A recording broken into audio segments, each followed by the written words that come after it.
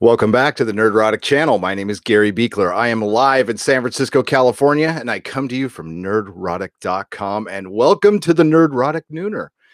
It's not quite noon, but it's noonish here on the West Coast. I don't know where you are. It's noon. It'll be noon someday where you are. And today, we're going to be covering a lot of stuff. So this is my solo venture. This is our 9th or 10th episode.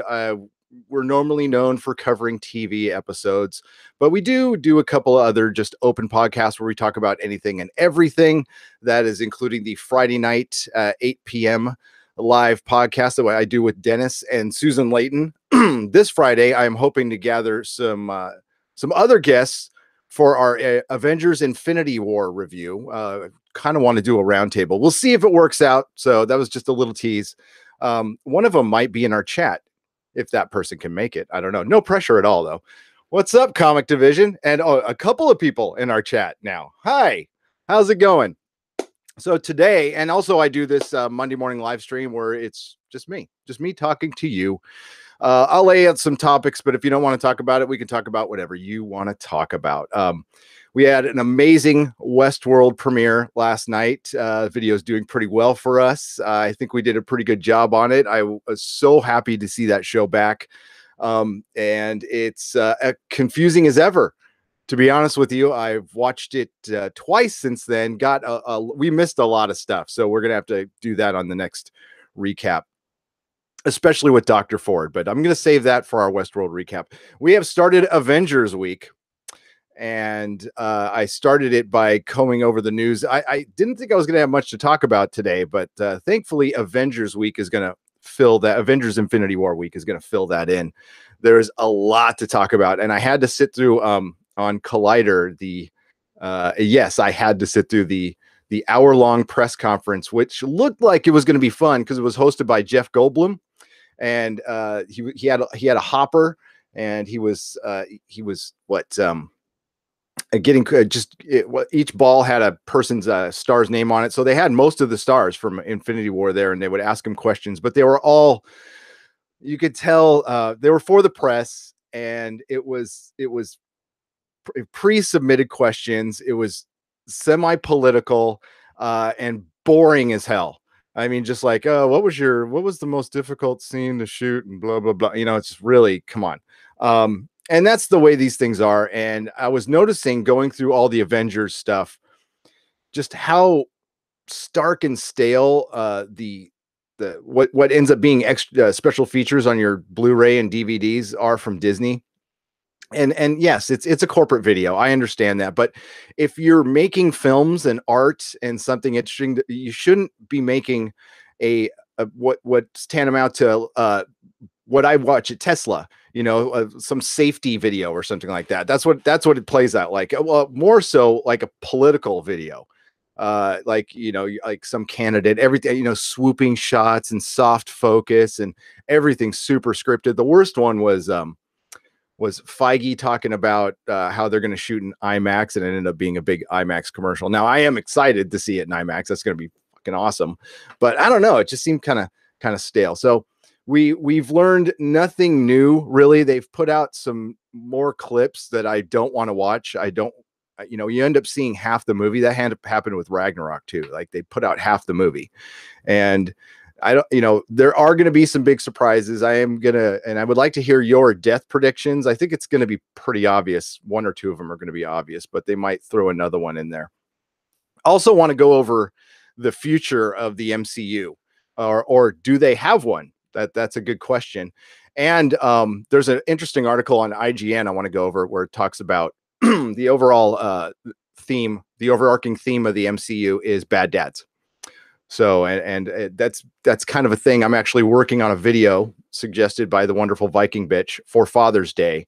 And it's going to be about how Hollywood has treated dads over the last 10 years. Actually, I've just plucked movies over it's really easy. It's low hanging fruit. I just picked some movies from the last year, and this will be one of our rare produced and edited videos. Don't expect those very much. You like my Cap shirt? Yeah, thanks, Apple Crow. I'm a little old to be Cap, but yeah, I'm representing. I usually only wear this shirt on Election Day and the 4th of July. Yeah. So yeah, we're also going to cover some Star Wars news today that was pretty interesting. And also I'm going to react to a couple of other channels videos that I thought were interesting. Geeks and Gamers had put together a pretty good one on Kathleen Kennedy's and George Lucas's relationship. I doubt they're still friends at this point. I mean, I could be wrong, but they might maybe on the surface. But and I'll just show you a couple things later. And we're also going to talk about like Captain America and Luke Skywalker as characters. Are they broken? Are they broken characters, or can they be fixed in any way, shape, or form? And then I'm going to maybe get into a controversial subject later. I'm not too sure if I want to get into that because I like try to keep it positive here on Monday. I really do. What's up, Ed Brewer? What's up, everybody in the chat? We got Feisty Fan. We got Comics Division, the wonderful Silver Spike, Steve Nyman. Oh my God. Okay. Greetings from the Netherlands. I'm going to try to butcher your name. Okay. So I'm sorry, but I can't even do that. It's I'm going to share it on the screen. I'm just going to share it on the screen. That'll make life a lot easier. Oh wait, no, you'll get straight up tunnel vision if I do that. All right. So yeah, that name. It's UCHIHAITA Itachi. I can say Itachi. I'm sorry. But I'll put up my last name and see if anybody can pronounce it. It's spelled really whack. But that's cool. Welcome to the chat. Welcome to the chat. Hi, Viking bitch. How are you? I was just talking about you. And Mako. Yeah. So, all right. Avengers Infinity War. Everybody's excited for this movie. But I said it last night. I was actually more excited for Westworld coming back. And maybe just because I'm getting older, maybe there is Avengers fatigue. And there's also another great article of James Cameron throwing a little shade on Avengers that we're going to get to as well. James Cameron, I'm just, a spoiler for this. Shut up, James. Yeah, don't throw shade on anything until you finish your 15 Avatar sequels that you're going to do. Yeah. So Avengers Infinity War. So the press conference, which I watched, gave no new information. It talked, actually, I want to show you a picture of Josh Brolin, I think, either forgot what movie he was at or what movie he was promoting, or he was just bored to tears. Oh my God, who's calling me? Yeah, this is funny.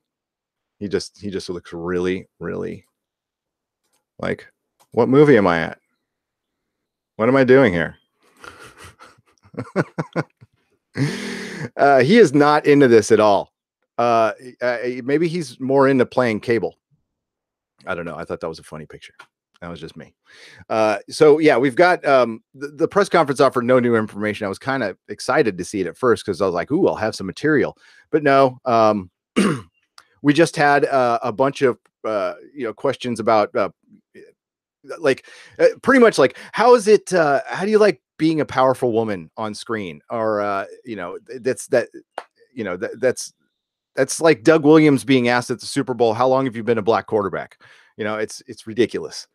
It's freaking ridiculous. So, and I really hate that the powerful women thing. And that's not that I don't like. I love powerful women. My wife is a powerful woman. She's smarter than me, more creative, makes more money. That I have no problem with that whatsoever. It's the statement of it is assuming that they weren't powerful before. So that's just me. I know it's a semantics thing, but it bugs the shit out of me. It really does. But not that much. I don't lose any sleep. Really, I don't. So let's get to one of these articles here, and then we'll get to you guys in the chat. It's nice to see Comics Division. Ed Brewer, you are a powerful woman, Feisty, but it's almost like it doesn't need to be said. It's just assumed. It's assumed. But I don't mind saying it either. And let's get to the first article of the day, which is, what do we want to do?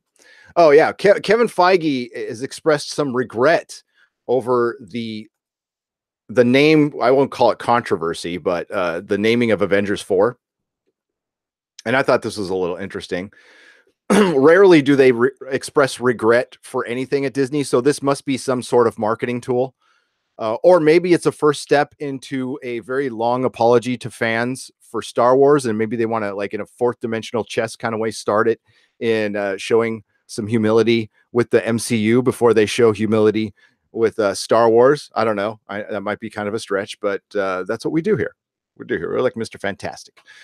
So Marvel Studios' decision to withhold the official title of Avengers 4 was done in an attempt to keep the spotlight focused on Infinity War, but it hasn't quite worked out like the studio had planned. No, it hasn't. Speaking to IGN at the Avengers Infinity War press day, Marvel Studios president and producer Kevin Feige said he is not sure when the official title of Avengers 4 will be revealed, and they haven't decided exactly when to announce it in public. I'm going to insert something here. They don't know it yet. A few weeks ago, directors Anthony and Joe Russo teased the fans, "You should be scared by the Avengers 4 title." Okay. So what I mean by they don't know it yet is they probably have like 3 titles that they're still working out with the marketing department will play out best. One of them may actually be spoilery. That's probably why they're waiting. Plus, they don't need to announce it. Here's what I think it'll be. And before I continue this article here, I'm going to reach down to my props. I have a lot of comics here for props. We're going to be talking about a lot of comic books today. So hope you like that kind of stuff. Let's get the camera back on me. Hello, everybody. So maybe it'll be this. Marvel, the end. This is what I was kind of thinking it would be. This way you can, they're playing with the multiverse a little bit. So there is a way to do that, to bring that in. It looks like they want to retcon Captain Marvel in somehow. And then that's a possibility. I mean, I doubt it, but this is what's been on my mind is Marvel the end. By the way, this is a great series that came out about a decade ago. It's written by Jim Starlin, the great Jim Starlin, and art by the great Al Milgrom. And yeah, go get that in trade. Marvel the End. It's so good. And they could mix a little of that into it. It'll probably end up being like Secret Invasion. That's probably it. And they don't want to give up the squirrel. I almost said squirrel. The squirrels. Yeah, the squirrels. You know, the Kree Squirrel War. It was so exciting. The squirrels really kicked their ass. The Kree Squirrel War. All right, here, let's go back to the article. All right. Yeah. All right. Feige continued. I've said before, it's gotten entirely out of hand, and now we have no chance of living up to any expectation of what it's going to be, especially if it's just like Avengers 4. That's what it should be. And it sort of backfired, if I'm honest with you, because the notion was not to talk about the focus, but it was to focus on Infinity War. Yes, we know that. The thing is, there's channels out there like the Nerdrotic channel and Comic Book Cast 2 and Comics Division. I love comics, and everybody who is going to speculate on this crap. So he went on to explain the reasoning behind the studio's decision to wait to reveal the title, pointing out how the announcement of Infinity War Part 1 and Part 2 before Age of Ultron and release stole a bit of the spotlight from the second Avengers movie, even though it still ended up being a huge success. Yeah, I don't agree with that. I think it gets people excited about the second movie. I don't think everybody, listen, comic book fans and toy fans, especially toy fans, are. I mean, there's nothing you can do about that. They consume things and they are on to the next thing so fast. There's no way to keep up with some, especially with speculators, because they largely don't, especially with comic books anyway. A lot of speculators don't read the books. So as soon as they get them and throw them in their shopping bag, they are ready for the next one. They have achieved their goal and they're on to the next thing.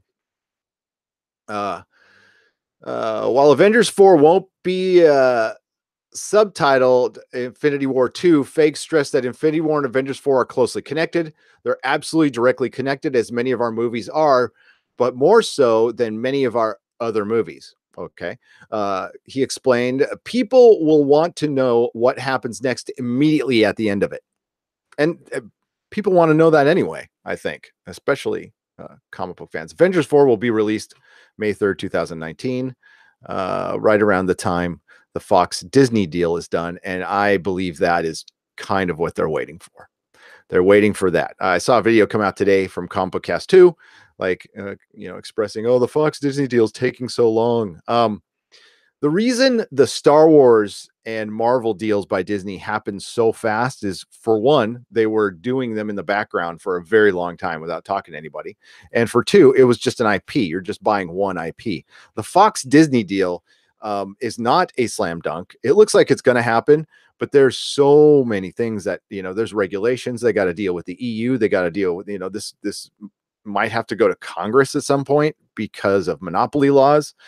And yeah, it's going to be it's a very difficult acquisition, and they don't even know what they're entirely buying right now, because there's rights within rights within rights within rights. So, they might buy some rights, and they might, I'm sure Fox is in the middle of at least 100 lawsuits for IP right now. They probably are at all times. So that stuff has to be worked out before a sale happens. So they have to settle lawsuits or anything like that. So yeah, it's not an easy deal. As a matter of fact, it happening within 2 years is kind of amazing, considering that the AT&T Time Warner one is still going on, and that's been going on for years. So let's get to the chat a little bit. What's up, everybody? Logan McLeod's here. Welcome, Logan, our newest patron, Logan McLeod, and Ed Brewer. You guys are all right. I will get your, I have to wait for the next cycle till I bill you guys. By the way, to make it clear, because I think it's confusing on my Patreon that it says charge per creation. I got to fix that. I only charge you guys once a month. You're going to get stuff, but you're not going to get charged for everything I put up. Yeah. Logan McLeod says CompliCast 2 already has a playlist of 50 videos speculating, and that might be just like one section. He puts out like 3 or 4 a day, and I mean, hey, he has a shit ton of subscribers. All my respect, but if you just play out one of his videos, he just says stuff. He says what's in the title, like Avengers Infinity War spoiler, and his video will be, well, yeah, there's some spoilers out there for Infinity War, and yeah, there some of them are good and some of them are bad, but there's definitely spoilers. So what do you think about that? Please comment below. And that's his video. So like, shit, I should do that. I can just put together a word salad and make a video and a montage, and again, all my respect. That guy is a machine. Harmon is his name. Harmon, whatever. Avengers 4, Avengers versus X-Men, says Love Pond. Hell yeah. That was I don't think, well, they've already filmed Avengers 4 and they couldn't have done that in secret. But that's going to be the next phase. The next phase will, the ending will be Avengers versus X-Men. The problem is which Avengers, and that's what we can kind of get into. We can get into now is, Robert Downey Jr. is not a young buck. Chris Evans doesn't want to do this workout. Neither does Hemsworth. So your big three are going to be gone. It looks like Ruffalo is going to stick around, but it pretty much looks like your big three are going to be gone, and you're going to have to carry on without Thor, Iron Man, and Cap. They might pass the mantle. I have been a proponent for recasting, not right away, but eventually recasting. But it really looks like Disney wants to put their own stamp on it. They want to make their own Captain America, make their own Thor. The comic books have been the testing ground for that, to I would say a massive failure. Comic sales have plummeted. Over it's 70 stores now have closed down. So I would not recommend Disney use what they tested out in the comics. Thanks a lot, by the way, for testing your marketing in the comics and almost destroying the industry that gave you all your source material. But okay, it's yours to play with, whatever you want to do. Yeah, so with Avengers 4, yeah, it's either going to be the end, Secret Invasion, it could be just the Infinity Gauntlet.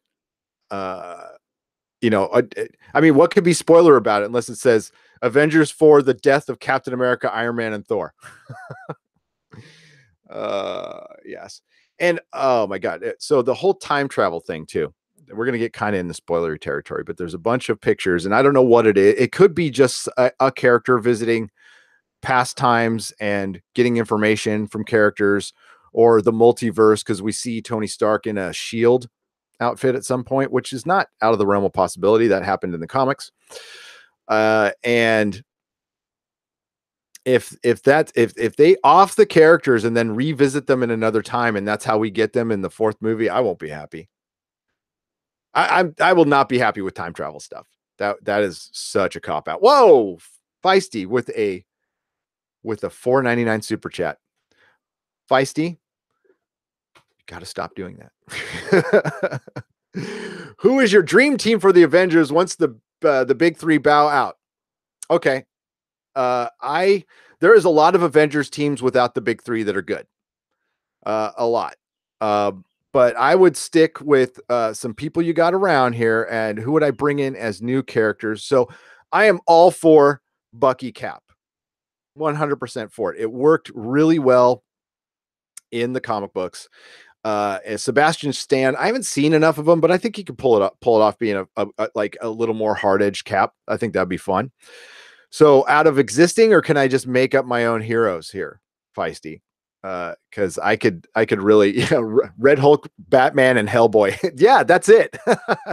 It would be Constantine, Ghost Rider, Son of Satan,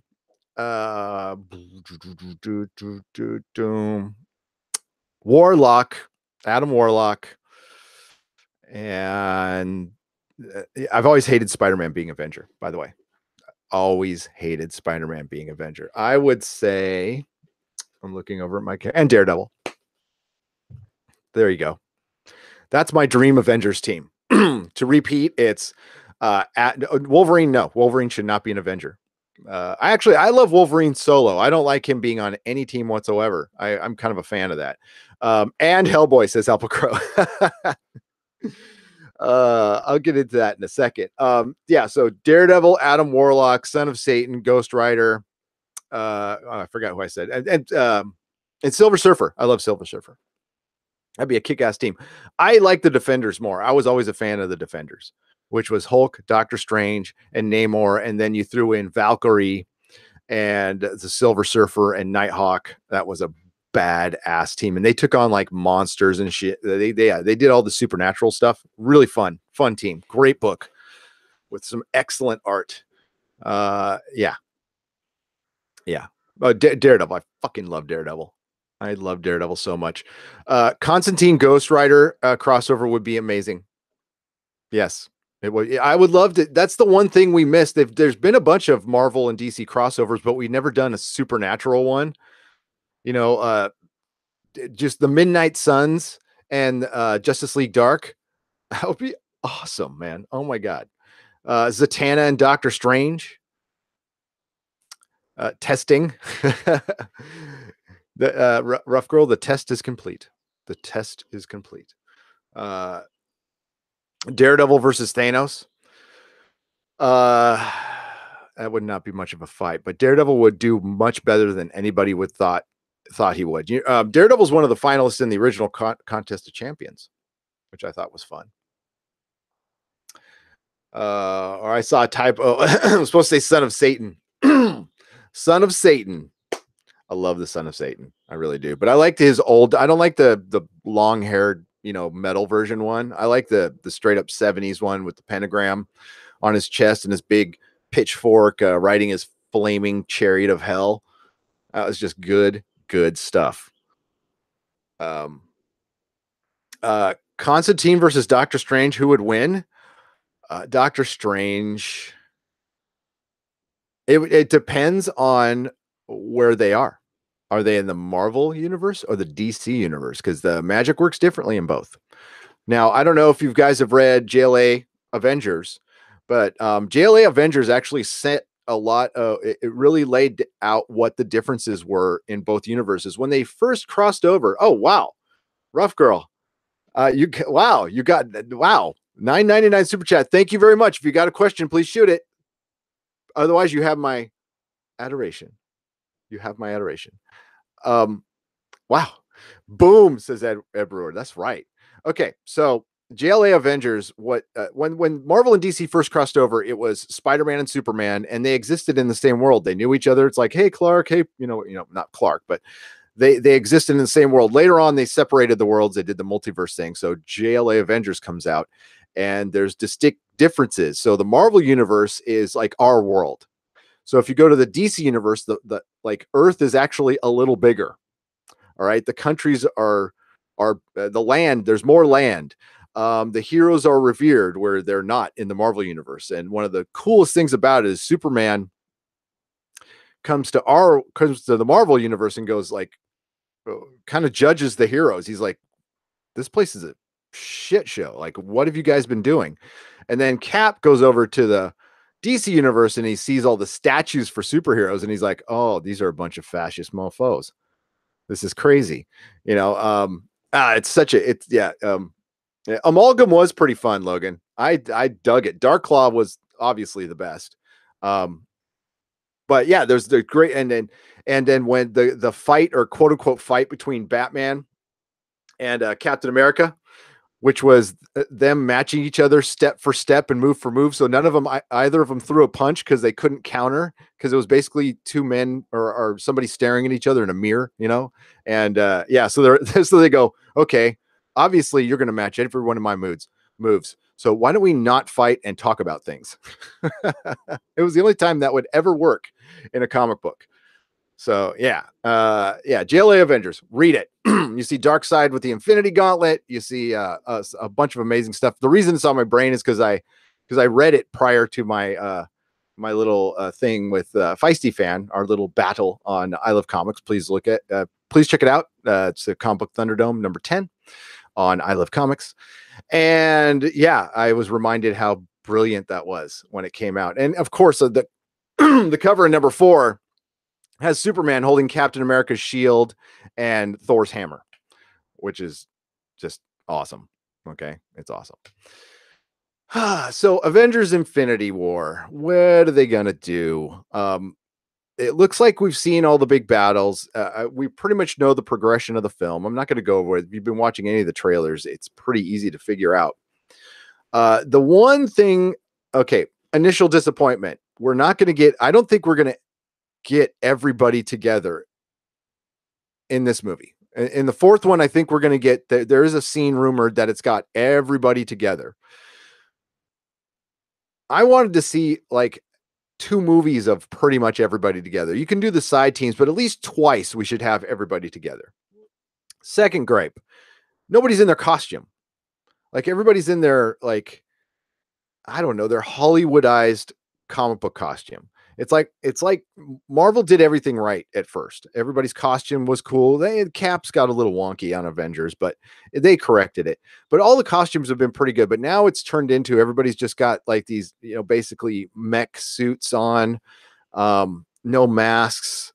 And the characters don't really, Cap's got a beard. I know like all the ladies thinks it's really sexy and some of the guys do too, but and there's nothing wrong with beards. There really isn't. But Cap is a clean shaven dude. Okay. I know he's in his nomad thing, but we'll see. We'll see. Scarlet Witch doesn't look like Scarlet Witch. She looks like she's, you know, going to the club or something like that. So, you know, and she needs her dumb tiara. I love her dumb tiara. It makes the character. Make something where it enhances her powers or something if you want to make it practical.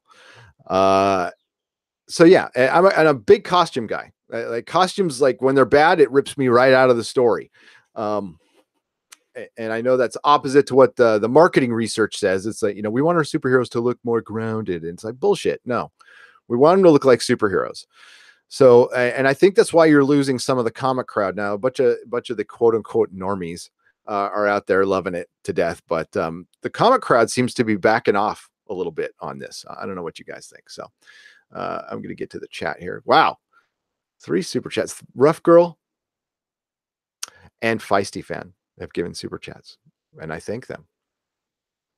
All right. I wish Baruch says, I wish they included the Defenders, the ones from Netflix or the real ones. I'm sorry they used the Defenders on the Netflix, so they can't use the real ones now. I wouldn't have been sorry if the Defenders in Netflix was good, which it wasn't, which is sad. And not getting the Netflix characters in Avengers Infinity War or Avengers 4 is a major disappointment because they teased it. They said this would happen, and then they went back on it. Let's go. I have Way too many number one issues for the same Marvel series, says Logan. Yes. Would that include Captain Marvel, who's had she's had 7. If you go back 12 years, she has 7 number ones. She's been relaunched 7 times. And the thing was, they get worse over time. There was actually a good title in the mid 2000s. It was Miss Marvel at the time, but it was good. It was readable and fun. And yeah, something happens. Young Avengers, says Rough Girl. I am a fan of that book, the original one. That was good stuff. That was really good stuff. They brought one of them in the Exiles, I think. I don't know how that works out because that character kind of died, but Avengers babies, and they can all be Scotty Young covers. Yeah, they can be like Scotty Young covers. What was Feisty's question? That was good. I saw a good question. About like my Avengers stuff. Okay, yeah, that was a good question. Thanks for shouting me out. She said, I feel loved, Feisty. I really do. Apple Crow says, yeah, okay, so we already went that. And we talked about Hellboy, so I'm catching up a little bit.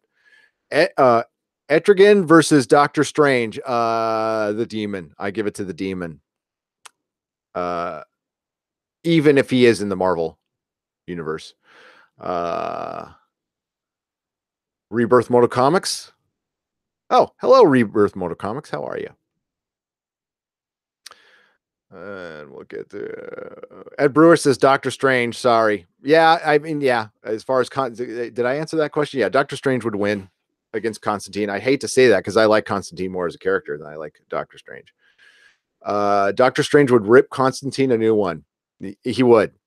Or worse, he would cast a spell to make him quit smoking, although he'd still want to smoke. Apple Crow, there's no need to ever apologize for saying Hellboy just over and over again because he is in my top 3. Dude, I got a BPRD symbol tattooed on my back. I love me some Hellboy. Right over there, I have the entire, like every Hellboy comic ever printed, ever made in my Hellboy short boxes, which I love dearly. Hellboy is wonderful. I just hope they don't F up that movie because the rumor was that they're going to look into Hellboy's toxic masculinity. And it's like, wow, that, like when I think of the third Hellboy movie, what do I want him to do? Do I want him to introduce more of the BPRD? Nah. Do I want to make him, maybe we can do this sprawling, wonderful story of how he is pretty much the villain and, we get towards the end of Hellboy. No. I want to talk about his toxic masculinity. I mean, he is a chauvinist, but that's part of his character. Not anything that needs to be fixed. It's part of a fictional character. But I also think that was I forgot the name of the guy, the sheriff from Stranger Things. That was probably him just trying to answer a question and make that person go away. Which a lot of that is like with the whole Spielberg hubbub about Indiana Jones. I think that was answered to make that person go away. Avengers 4 Marvel versus Capcom. That'd be kind of cool. My allowance for today. I hope I earn it. I really do. Okay. Excuse me. Hi, Tony. I mean, there are plenty of toxic characters, but Hellboy, I think calling him a chauvinist is a stretch. It is. It is. I can't deny it if he's called it by somebody, but but I'm a dude, so that's why it's not going to bother me. but I mean, it might be to ultra sensitive because like sometimes he goes, "Hey, babe," and there's some people, Barack, live long and prosper. Barack, yes. Yeah, Hellboy's a fun character, and he's actually got a big old heart, that guy, until it gets all bad. Indiana Jones and the knitting pattern of doom. Yes, Silver Spike. That is going to be not good. It's going to be not good. Okay, so who is the non-obvious person who's going to die? Okay, so I don't think they're going to kill both Cap and Iron Man. I don't think that's possible. So I think one's going to get a happy ending and ride off into the sunset, and I think one's going to die. All right. So Feisty Fan will be joining us Friday at 8 p.m. for our Infinity War review. It is confirmed. Yes. I'm so excited. I'm waiting on 2 more. There's going to be 5 of us. That'll be a fun show. It'll be a fun show. It'll be like one of England teens live streams. Young Avengers 4 as a young adult movie, as a YA movie. No, I mean, maybe as a series. I enjoyed The Runaways. I thought it was good. The Young Avengers would be better. Tinfoil theory. Thanos dies. I don't think that's a tinfoil theory, Apple Crow. I don't. Tony dies, says Ed Brewer. I think Tony will survive and Cap will die, says Silver Spike. One non-obvious death. The obvious death is the Trinity. It's Thor, Cap, and Iron Man. So, like, I think a lot of people have Vision pegged. Or maybe nobody dies, or maybe it just everyone because Infinity Stones. Yeah, maybe everybody dies at the end because that kind of happens in the book, and it kind of happens in the end. It happens in multiple storylines. And if we're really getting into the multiverse stuff, which is gonna totally confuse the general audience, I would not go down that route. That is not a route I would take. Comic fans have a hard time with that, and they know that shit. So, yeah, good luck. If you go multiverse, have fun with that. Say goodbye to your IP. Say goodbye to your IP. So I look at it as every time they rebooted comics at my comic store, I always said, and this is, I'm not the only one who said this. I got it from somebody else, is a jumping on point. You know, the reason they do so many number ones and restart comics is to get more readers, is that endless chase to get more readers. And they're going to start doing that. They're going to start mirroring that in the movies because they can't keep this going. It's dude, this history, this is incredible. They put 20 movies together in one story in continuity. That's not a James Bond film, which weren't really in continuity, is phenomenal and will never, ever, ever be done again, period, in film. And we should be grateful. And most of it was really good, and we had a fun time. And it's coming to an end. This is going to be a jumping off point. They're going to. I think the mistake they might make at Avengers 4 is not making it a clean ending. I've heard them say they're going to make it a clean ending, but I don't believe them. This needs to have a clean ending. We can't have Avengers 4 be a transitional film to move us into Black Panther 2 and Captain Marvel and, Doctor Strange 2, if we ever get that. And now they're teasing an all-female Marvel movie that was talked about they really sidestepped that question, but that's been hot out there right now. And they've teased a lot of things. It's going to be very difficult for them to move on. Black Panther, I mean, they're just, thank God that was a success. So he can be your new Cap. So that's set in a stone. But who's going to be your new Iron Man? That's going to be a little tougher. I think they want that to be Brie Larson and Captain Marvel. That remains to be seen. But while Cap is the cement and the foundation, Iron Man is what got this thing going. And he's the comic relief. He's the villain. He's the hero. He's the redemption story. Iron Man's the linchpin throughout all this. So I know a lot more people like Cap now. And Cap's a great character. He's played perfectly by Chris Evans, like way better than I thought he'd play. But I know there's some hate out there for Robert Downey Jr. and Tony Stark, but he's the most important character in the Marvel universe still. And I like Tony Ruff. Yeah, I like Tony Ruff because he's a redemption story, and that's what everybody loves. Everybody loves the underdog doing better, or like a guy, I was thinking about, like, what's my favorite single scene in all of the MCU, and it's like a nothing scene. It's a nothing scene. It's not a scene that anybody would pick out, but my favorite scene is when Tony finds that when he gets back and he's got his gauntlets on, and he's watching the news and he sees more of his weaponry killing people, and he's just brooding. And he's looking at himself in the reflection, and he takes his the repulsor and breaks the glass because he's pissed at himself. That's my favorite scene in all of the MCU, because that's when he becomes Iron Man. And it was moving and it was cool. And then he goes out and kicks some ass. That part's the follow-up's great, but that scene was great for me, and that's what really hooked me into the movie. Had great music. There was nothing was spoken. There was just some news in the background. It was a powerful scene, I thought.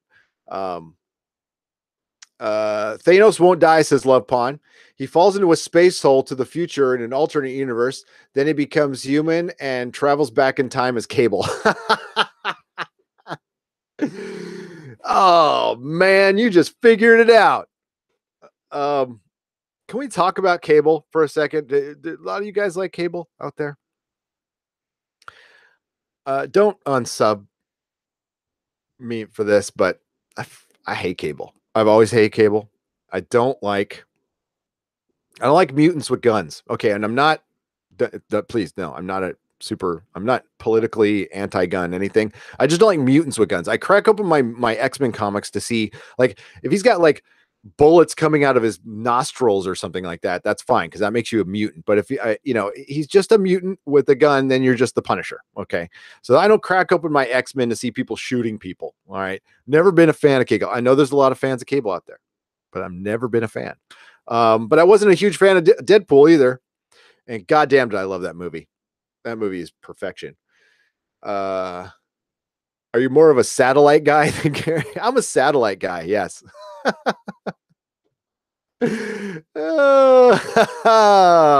He's here all week. That was good. That was a good dad joke right there.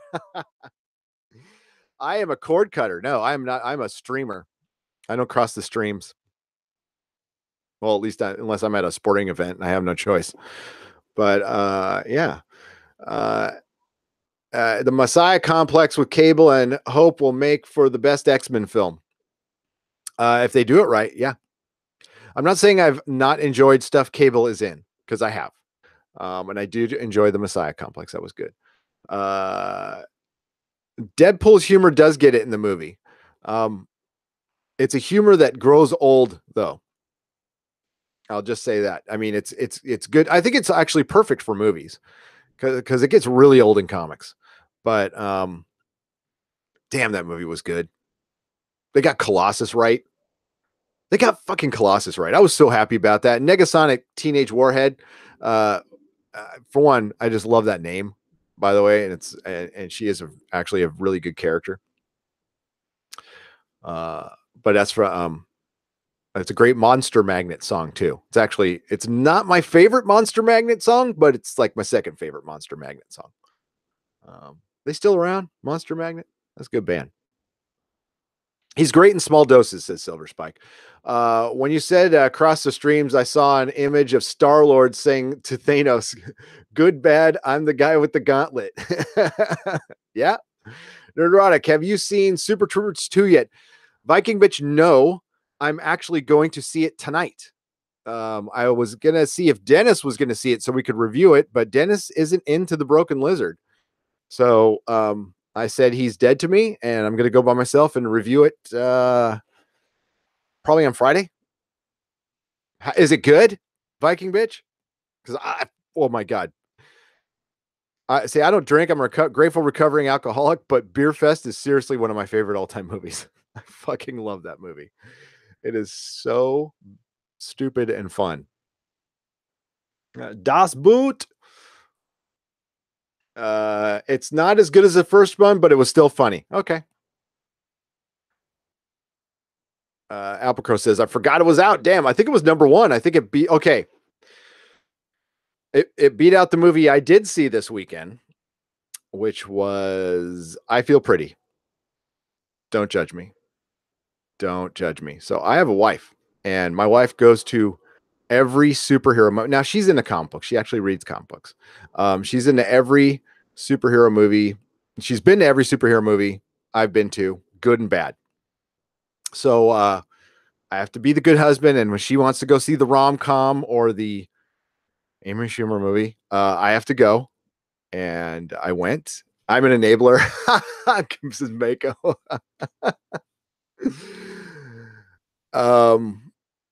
Yeah, dude, that movie. Wow. What can I say about that movie? It was better than Last Jedi. I'll give you that. I said that last Friday, but yeah, I think it was better than Last Jedi. They made more sense. No, I want to see A Quiet Place. Ask Hoth Rebel. That's what I was trying to talk her into, was Quiet Place. I heard that's awesome, so I'm going to see that next week. So I Feel Pretty is about body shaming, but it's like it's supposed to be about like a tale about like how body shaming is bad, but it ends up being about the beauty industry and be accepted by the beauty industry at the end, which made no sense. And then it had a really dumb third act. And Amy Schumer's humor is like, it doesn't change. It's the same thing over and over again. It's like, I really didn't discern the difference between Trainwreck and I Feel Pretty at all. So, yeah, it's like, hey, people clapped at the end, but I was one of two guys in the theater. So I don't know what that says, but, and in San Francisco, we're way too cool to clap from movies. That was really odd. It was a Shallow Hal ripoff. It was Shallow Hal. Not done as well.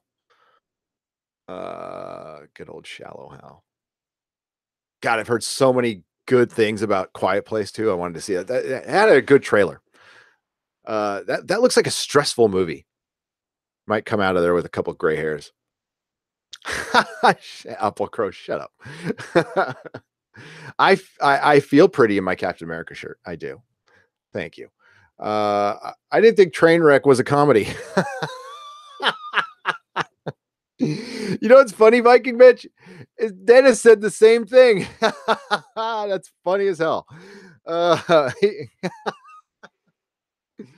Maybe it wasn't. Was it not supposed to be a comedy? Was it supposed to be like serious? Then I shouldn't have laughed in all those parts. Thank you, Penn Farm Girl. I think anybody could rock this shirt. This is the only shirt that like I sold out of all the time at the comic store, and they just don't make them that much. And it's not like, this isn't a graphic. It's actually sewn in. The stripes are. It's cool. Where's the hat? Okay, Rough Girl. I only wear the hat for American Gods or Westworld. It's my special hat for those two podcasts. I have no idea why I wear it for Westworld. It makes no sense, but I wear it. I mean, not for Westworld, for American Gods. For Westworld, it makes sense. It's kind of, kind of got a Western thing going on to it. Yes. Got married in that hat. Yeah. It's a fun hat. I wear it to Vegas too, when I go to Vegas. Rough Girl says she loved American Gods. I did as well. I thought that show was wonderful. It was actually better than the book. Way better than the book. Neil Gaiman was on Big Bang Theory. He was not. Oh, Neil, shame on you. Oh, somebody pull his nerd card right now.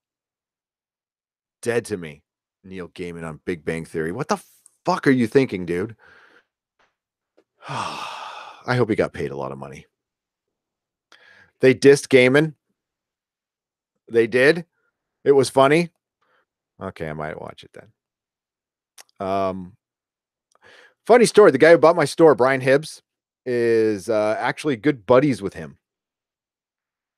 And I think Brian Hibbs was instrumental in getting Sandman out there. I mean, he's not, he wasn't totally responsible, but I think he had like his first signing in America was at Comics Experience here in San Francisco. I'm not the biggest fan of Sandman. I like all his other stuff, like quite a bit. Sandman's okay. I like Sandman for the art. I really like the art in that. Okay, so it's okay. Yeah, let's talk about dads. Get him to sign at my store. Feisty, he will have to sign at my store first. When I get, I'm gonna try to see if Derek will sign at your store. I'll see if he's interested. I don't know if he's going to con. I got to see if he's going to con. If you want to have Derek, I can ask him. He likes to do appearances. He's great at appearances, but I shouldn't really speak for him. He might be busy. We're still shooting for May 6th. Derek Robertson on this channel for a interview. If the schedule works out. Didn't work out with Doomcock this weekend, but the days get away from us. The days get away from us. So we'll do something in the future. We will do something in the future. So let's get to that article on dads, because I think this is interesting. Honestly, I just perused it, so we'll read it for the first time together, and I'll interject my unsolicited opinions. The Marvel Cinematic Universe is all about the dads that suck. Okay, that's my first interjection. There are a lot of father issues fueling the Marvel heroes, but they may be finally coming to a head in Avengers Infinity War. By Eric Fredrickson. And this is IGN.com. This is not a website I go to because their game reviews were paid off. They're paid off reviewers. And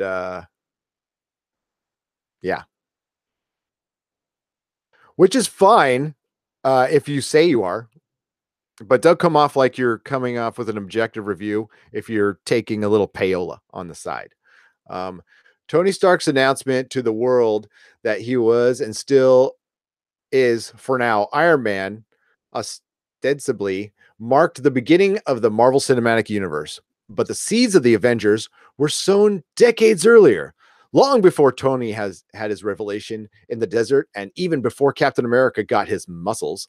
The dads of the MCUs were making messes of their children, who would be left to clean up for decades to come.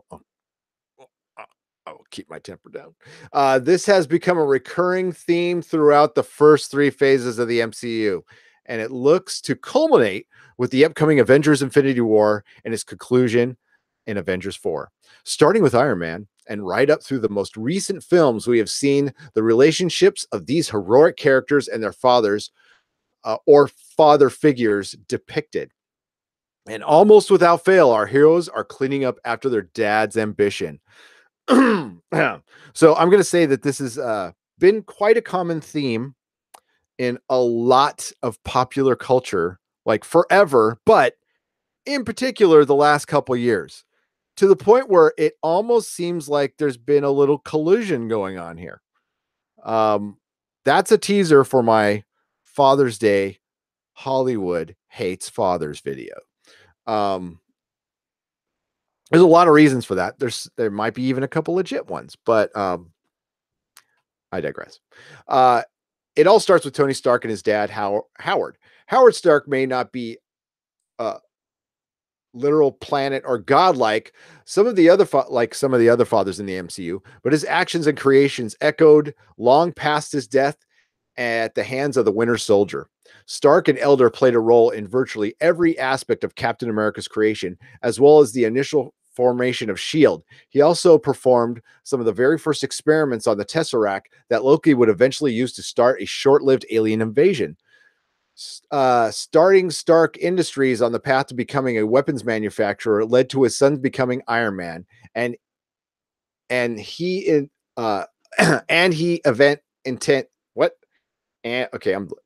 start over again. And he invented. I thought, okay, he even invented that he shouldn't put that T there. Wow, that really threw me off. But couldn't synthesize the element that would help power Tony's Iron Man armor after its initial power source was proven to be poisoning him. Who is editing these articles? Hey, listen, I am not an English major by any stretch of the imagination, but God, every time I read one, there's something wrong. Without Stark, the MCU, as we know it, wouldn't exist. Tony Stark wouldn't exist either, but more importantly, he wouldn't be Iron Man. Howard's relentless pursuit of scientific advancement put the world on a collision course with superpowered beings from outer space and with the enemies on, on good old Mother Earth as well. And with the process, he created a shadow that Tony Stark would have to live for decades to come, which might have led to actually him being successful and becoming Iron Man. Yeah. I'm sorry, he didn't give him enough hugs.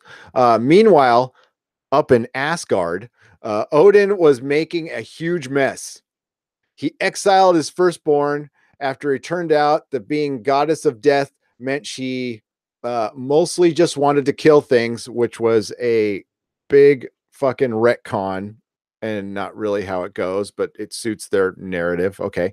And then adopted, and some would say neglected the child that would become the attention starved Loki, perhaps the MCU's most tragic villain. Okay. So Odin had his daughter. She liked to kill things. They went and conquered, did a bunch of bad stuff. But he decided one day that, instead of just going on and continue to conquer, he saw the error of his ways and went, you know what? This is pretty fucked up. I should stop.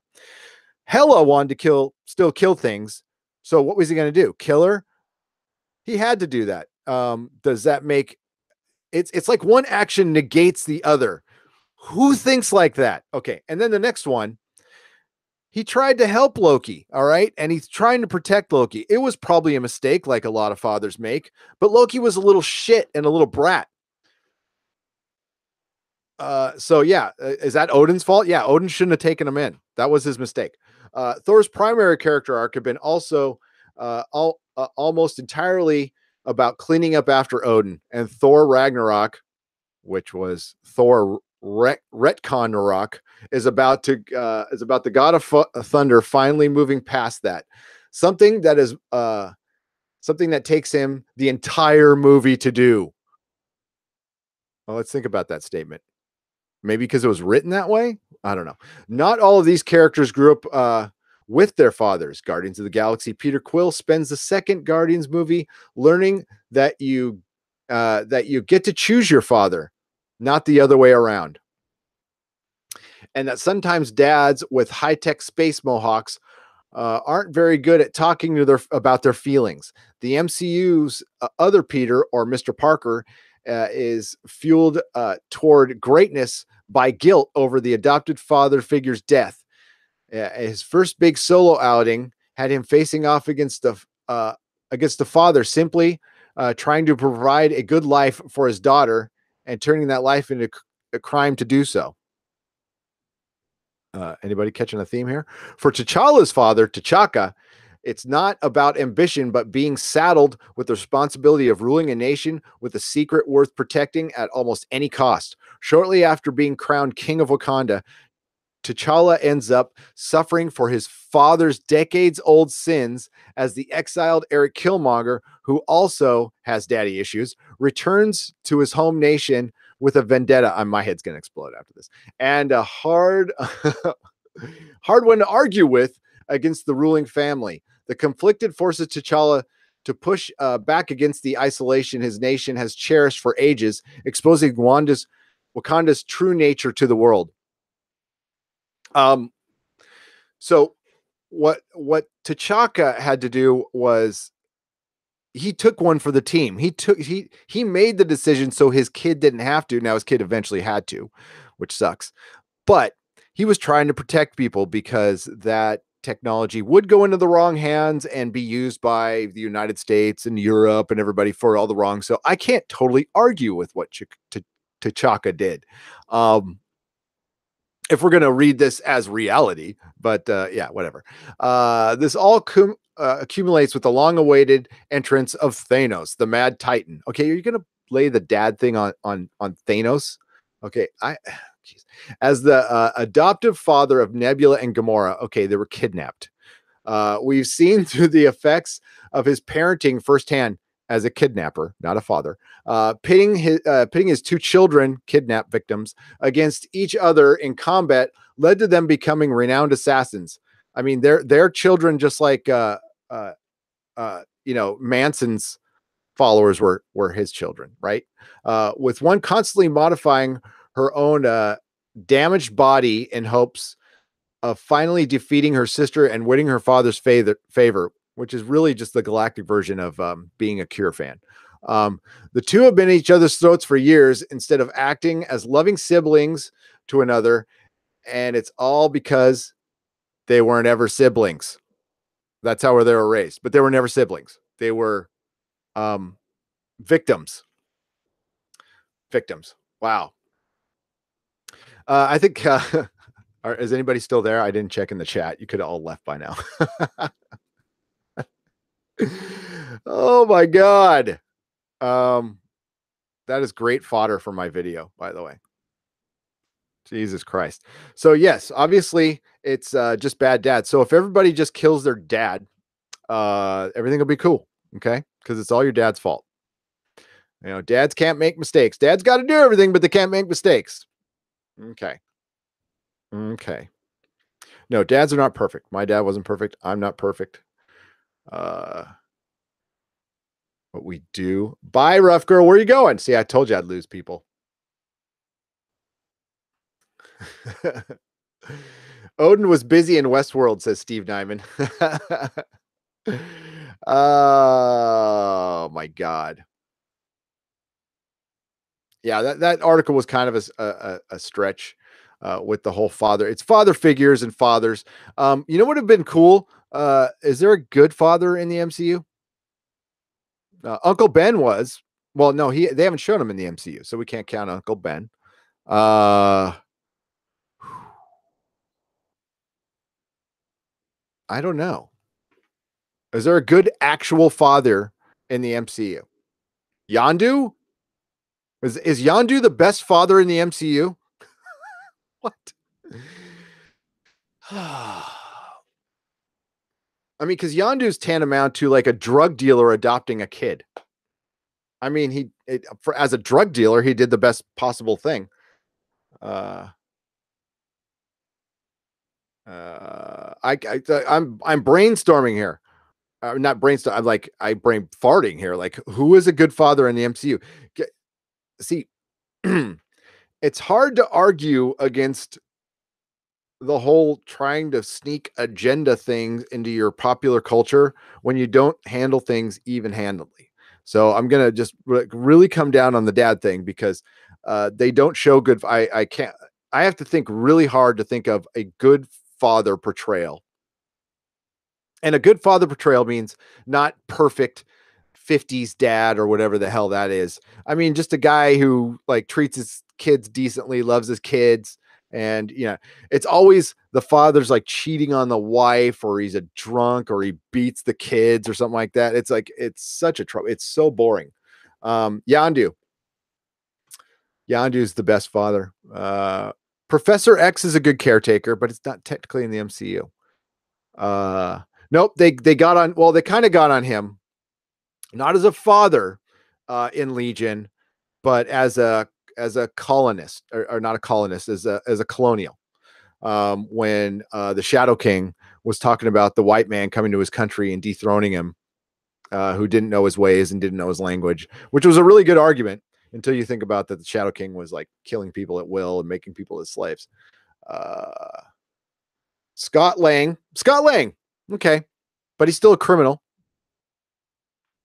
Hank Pym. Yeah, Hank Pym. Hank Pym was him and his daughter. That was kind of a normal father-daughter relationship, I think. Yeah, Scott Lang is definitely so the guy who went to jail and is divorced from his wife is the best father in the MCU. And it is Paul Rudd, who just everybody likes. He's got that face, you know, that everybody likes. Spider-Man's uncle was a father figure, yes, but he wasn't in the MCU yet. He's a nice criminal, you know. Stretch, says Edward Brewer. Yeah. There are the dads with the best intentions. Yeah, kind of, I guess. Howard Stark. I think Howard Stark was a good dad for his time. And he does, I mean, in Iron Man 2, there's that movie where he's like, I did everything for you. I wasn't perfect. It was kind of fucked up, but I did all of this for you. And it was a touching little moment. So yeah. And Howard Stark wasn't evil.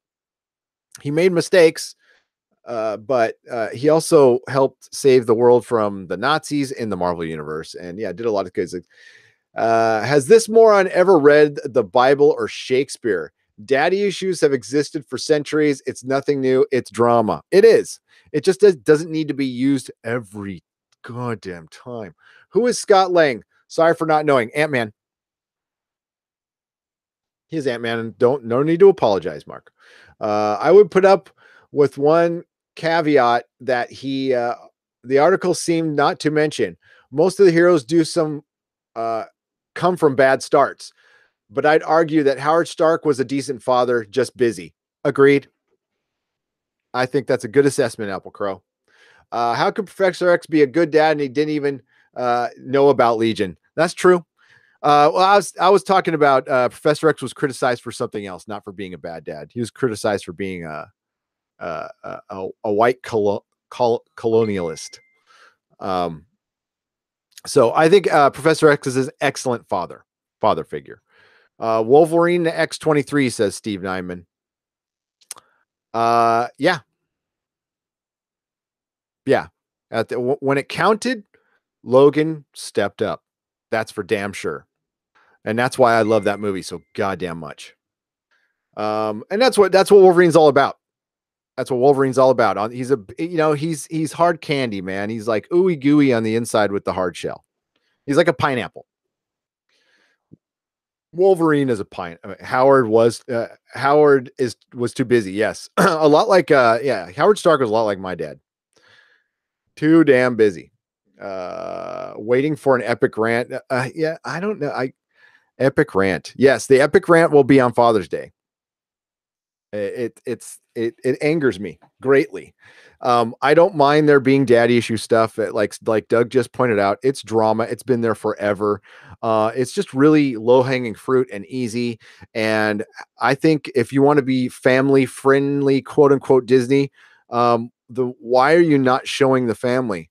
And there is a way. I think they're like hypersensitive to the fact that like if they show a father, they're making the kids who don't have a father feel bad. We can't live our life like that. Okay, what you do is portray a good family that doesn't have a father, that's like a single mom family, which they do a lot, that works out, and then portray you can do them both. Okay.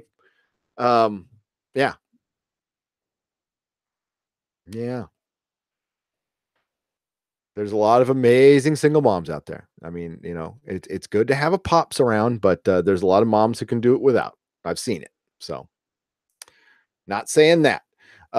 Just somebody's got to stand up for the dads. I loved Howard Stark in Mad Men. That he is a good actor. I really like. Oh my god, I'm blanking on his name. He's in Preacher, the one who played the young Howard Stark in Cap. He is real. I think he should take over the Iron Man mantle, to be honest with you. But he's pretty damn good in Preacher too. Are there any bad moms in the MCU? Just to have some reflection. Oh, that is a good. I think it's hard to think of a bad. It's as hard to think of a bad mom as a good dad. Bad moms in the MCU. Bad moms in the MCU. I don't think so.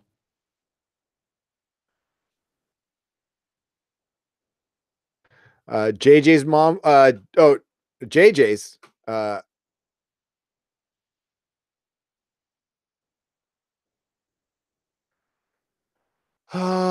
I'll have to think about that. I don't know. Steve Rogers had a good dad, I'm sure. Yeah, we never even got to see his parents were dead. So, Dominic Cooper. Thank you, Penn Farm Girl. Dominic Cooper, fine actor. Great as a young Howard Stark and fantastic as Preacher. Jessica Jones had a bad mom. Oh, JJ, sorry. Yeah. She had a bad mom, but she was made bad by a man. Just pointing out. Leoben, the Cylon, made her bad. I work with bad parents of both genders every day. I don't need it in my entertainment. High fiving you, Viking bitch.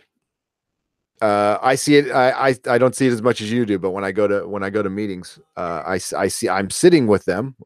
Okay. And yeah. And I hear about it all the time. Men are evil. Okay. Yep. Uh, yes. Patsy and Jessica. Okay. Patsy had okay. Rebecca De Mornay, right? That was the mom in Jessica Jones. She still loved her, but yeah, not a good mom at all. Not a good mom. But that's Netflix. That's Netflix. Netflix has the best villains in the MCU. The best villains. Apple says, can confirm. Am evil. Confirmed. Thank you. So let's talk about, we talked a lot about Marvel and the Avengers. You guys want to talk about some Star Wars? Okay. So there's some great channels out there that really shit on Star Wars way better than I could. So I'm not really here to shit on Star Wars. I'm just here to point a couple of things out. This isn't crapping on. These are just things that are out there that are factual that I just want to point out. That's all. For one, Mara Jade. Mara Jade is rumored to be in, now she has been rumored to be in every Star Wars movie since her creation. She is now rumored to be in episode 9, and this is to take the place of, I really did not think this was real, but like Mark Hamill ain't coming back. Like he's done. He's not coming back as a Force ghost. He's done. So I'm sure they wanted him back as a Force ghost. You can't say they didn't, right? Unless they didn't. I don't know. But I think Mark Hamill, I heard that news out there and I thought it was like just a negotiation technique, but I think he's really done. Like that's shocking. That's amazingly shocking and fucking respect. So Mara Jade is gonna be rumored in episode 9 to maybe take the place of Luke Skywalker, or she's a force sensitive female, possibly his wife that he bailed on and went to the island. It makes his character worse. Apple Crow says she won't be in 9. They might have a character called Mara Jade, but it won't be Mara Jade. Agreed. Yeah. So they won't make her like his wife.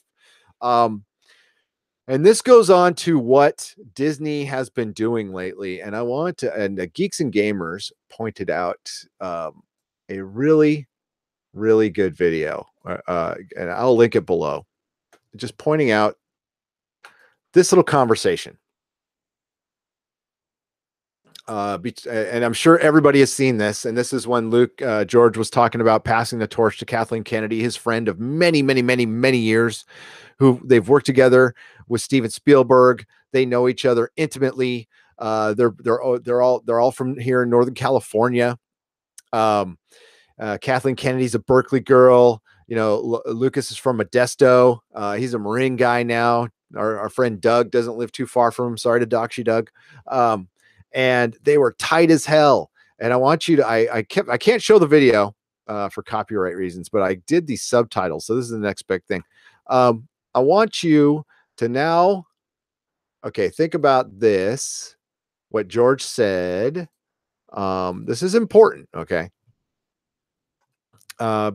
Stories. The key phrase here is, I'm doing this so that the films will have a longer life. And preceding that, he says, I have hundreds of comic books and stories and scripts ready to give them, ready to go. They don't have to hire writers. They don't have to do anything. Kathleen Kennedy follows up by fine. Well, we've got a writing team going over. This writing team is really important. It's her writer's room. Star Wars is written by a writer's room, like television, which is kind of unheard of in film. But a little bit understandable. And I'll be right there with a lot of people. When I heard Kathleen Kennedy was going to take over, I thought it was a great move. I thought it was an excellent move. Turns out it just hasn't worked out. I'm sorry, but it hasn't worked out. She's probably an amazing producer on the financing level, but creatively, yeah, I totally disagree. Some people might disagree with me, and that's cool. I mean, we can all respectfully disagree with each other. But look, can we honestly, what she says here, can you honestly say that you agree with this statement? The main thing is to protect these characters. I think that's bullshit. I think she's broken. Quite possibly the most important character. Han Solo is the most popular character in Star Wars. Okay. Followed probably by Darth Vader and Luke. there's a lot of expanded universe fans who think differently, but I'm talking about just like Star Wars movies fans. Yeah. So you've killed Han Solo in a very bad way, but people were willing to live with that. But what they did to Luke in Last Jedi, and enough time has passed, enough people have bitched about, they have truly broken the character. And I can argue that Marvel has done the same with my beloved Captain America, whose shirt I wear. I can't read Captain America comics anymore. And it was what Nick Spencer did to him. And Disney has done something very similar to Luke Skywalker, and I can't watch Star Wars anymore because of it. I'm effing done. And it sucks. Now, I can be accused of being old man Gary, get off my lawn, and some of that stuff would be totally accurate. But to all the youngsters out there, I've also been on this earth longer than you, and I have pretty good taste, and I know what the fuck I'm talking about. So I'll also say that you're full of shit on the Luke Skywalker thing. That what they did to that character was what unforgivable. It's unforgivable, and he's broken, and they can't go back and redo it unless they possibly remake the movies, which I have always said they're going to do. They're going to remake the original trilogy, and if Solo is a success, it might happen sooner than later. But what the main thing is to protect these characters. I was just randomly watching this video, and I screen captured this because I just really wanted to. I need to, because my wife is tired of hearing about the argument, so I'm going to argue it to you guys. And God, it's like this shit won't go away with Star Wars. I really would be okay never talking about it again, but I see this stuff and it does still piss me off because Star Wars, man, it created the current geekdom and fandom that we have. It's listen, it's in combination with a lot of things, but Star Wars made more nerds than anything around. Okay. It's our Beatles. And Disney has not treated this property very well. And I don't know if they can correct it. I don't know if they even care to. Honestly, it looks like they went out to get rid of Luke Skywalker. And that's been the scuttlebutt, is they wanted to do their own thing. They wanted to get this universe and do their own thing. Okay. And I love that how they're calling the new Millennium Falcon the Millennial Falcon. I think that is the funniest goddamn thing I've ever heard. So yeah, I just want to point out that I won't go super negative today, except that was pretty negative, right? And do you think Kathleen Kennedy and George Lucas are still friends after that? Because I don't think so. I'll show you another picture, which is from the Charlie Rose interview that I'm sure a lot of you have seen. And this was his statement. This is unbelievable.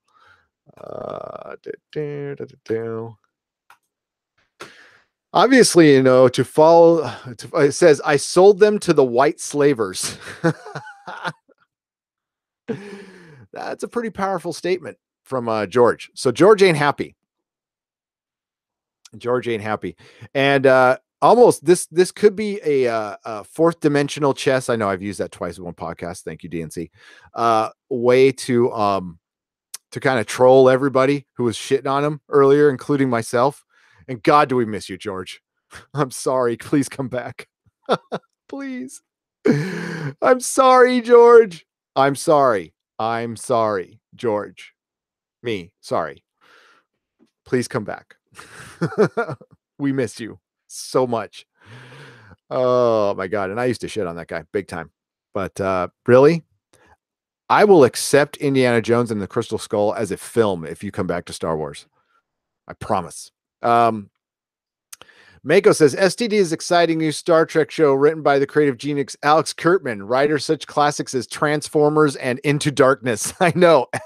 And Batman and Robin, the other guy, I'm forgetting his name now. Gold. Yeah, I forgot. The other writer is, it's from the creators of Transformers, Into Darkness, and Batman and Robin, Star Trek. He's got a lot of shit for that comment too. He did get a lot of shit for that comment, comics. But that's probably why he had that nervous laughter afterwards. But that was his baby. And yeah. At least George Lucas did not kill Luke Skywalker. Halam 899. True. True. Akiva Goldsmith. Thank you, Apple Crow. Yeah. Alex Kurtman and Akiva Goldsmith. Two of the four horsemen of the apocalypse of good scripts. They like to destroy good scripts. Davis 404 is okay with the Crystal Skull. That's cool. That's cool. Not going to judge you for that because there are worse things out there. There are worse things out there. They almost murdered all the cool characters and twisted the F out of the personality in Star Wars. Yes, Brian L. And it's the same question I put out there for Star Trek Discovery is why did you try to make things as hard as possible? There has to be some end game here because they really, with Star Trek Discovery and Star Wars, you had all these decisions out there in front of you that you could have done. There is some great canon out there in the books that you could have just plucked from because you own now. All right. Use the Solo twins. Do that arc. It sounded great. There's a bunch of stuff. Dark Empire. Just make Dark Empire. That was a great comic book and a great sequel. And pretty much in my head, it's the only sequel to Jedi that really works. And it's so good. And it's operatic and it's beautiful. And it brings Boba Fett back as a badass. And like Luke is torn in that one. We actually think partway through the comic that we've lost Luke, that he's gone dark. He brings down a fucking Star Destroyer with the Force. It's epic. Nope. I'm going to drink blue booby milk on an island and fucking complain. Yeah. So, yeah. And you know what us Star Wars fans are going to, the reason there's so many videos out there and stuff, it's the 5 stages of grief. That's what it is. We're just going through it. And then I had gone through it, and then the Blu-ray dropped, and a bunch of people I watched started talking about it on YouTube. So got me talking about it too. EVS is Ethan Van Sciver has made a killing on complaining about Star Wars, and because he's fucking funny. I mean, the dry wit definitely helps. You can't just go out there and start complaining about Star Wars. You actually have to be funny or have some facts or something like that. And want to do it. I have no desire to do that every day. And video after video, it's like, oh God, stop. But yeah, it's sad. It's sad. And so they went out and they had so many decisions, or they had, they could have gone so many different routes, and they just chose the most difficult one, maybe as a challenge, or maybe they don't know what the F they're doing. I would say it's the latter. A lot of people in Hollywood, a lot of creatives aren't into Star Wars. A lot of an alarming amount of people that you would not believe who are high up creatives have probably never seen Star Wars. A lot of high level creatives in Hollywood don't really have time to watch movies. So they watch YouTube videos and they hear about stuff. A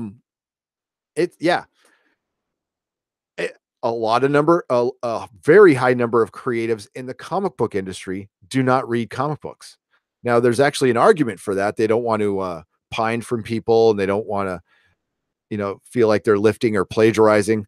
But I would say more than half of the people who draw don't read comics on a regular basis.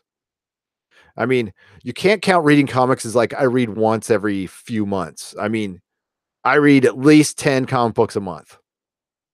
Okay. A very small amount of artists do that. Yeah.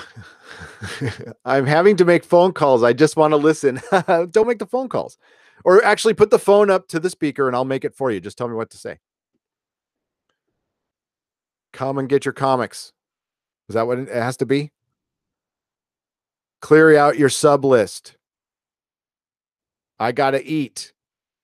My dogs can't eat cat food all the time. I'm that was my argument, Feisty, is my kid is going to eat cat food unless you come in and buy your comics.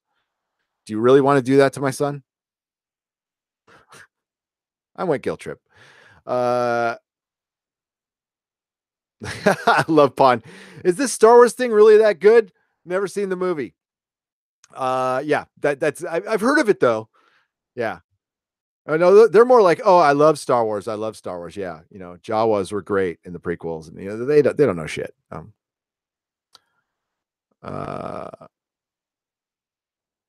so for the Solo thing, we're gonna try to get her on, but one of my wife's clients was a Jawa in Star Wars. And funny thing is, they filmed that scene not in Tunisia. They filmed a couple of Jawa scenes in the Mojave Desert. And what they did was they just pulled some kids out of school one day. They showed up at a school. They need to do a pickup scene with R2D2. And they ran into a school and they're all, can we borrow 5 of your kids? We need them for like, 6, 7 hours. So the parents said, yeah. Well, actually, the teacher said, yeah. Some of the parents didn't even know. This was the 70s. And they took them out. And the teacher had to sit down with the kids and go, listen, a lot of movies get made out here because it's the desert and it's weird, and not all of them are good, and you might not end up on screen. So they had to prepare them for not being heartbroken if the movie doesn't make it. And a lot of these movies are stupid. Yeah, so it was Star Wars, and these little kids were Jawas, and they had to carry. It was when they were carrying R2D2, so that was a pickup scene, and one of the little Jawas was this little girl who grew up to be a big boss woman who I won't say, and she's one of my wife's clients now. And yeah, for 6 hours they were out there, and they were boiling apparently. Not creepy at all, Viking bitch. I know, right? But yeah, and now she goes to conventions and stuff. It's really cool. So we're gonna have her on to talk about that experience hopefully soon. Which sounds like that's amazing. And it just came up in conversation in the salon. I guess my wife was talking about it. I have a podcast. She's like, oh, I was in Star Wars. And my wife went, wait, what? She's like, yeah, I was in Star Wars. Do I want that Joker bust? How much was it again? It was $1,000. Nah, I thought it was like $500. It was 500, $600. I'd take it because it's Rick Baker. But honestly, the receding hairline is a bit much for me. Like Joker's got a widow's peak, but he's not balding. He's not going straight up bald like Rick Baker did on that one. But the face looks great. Can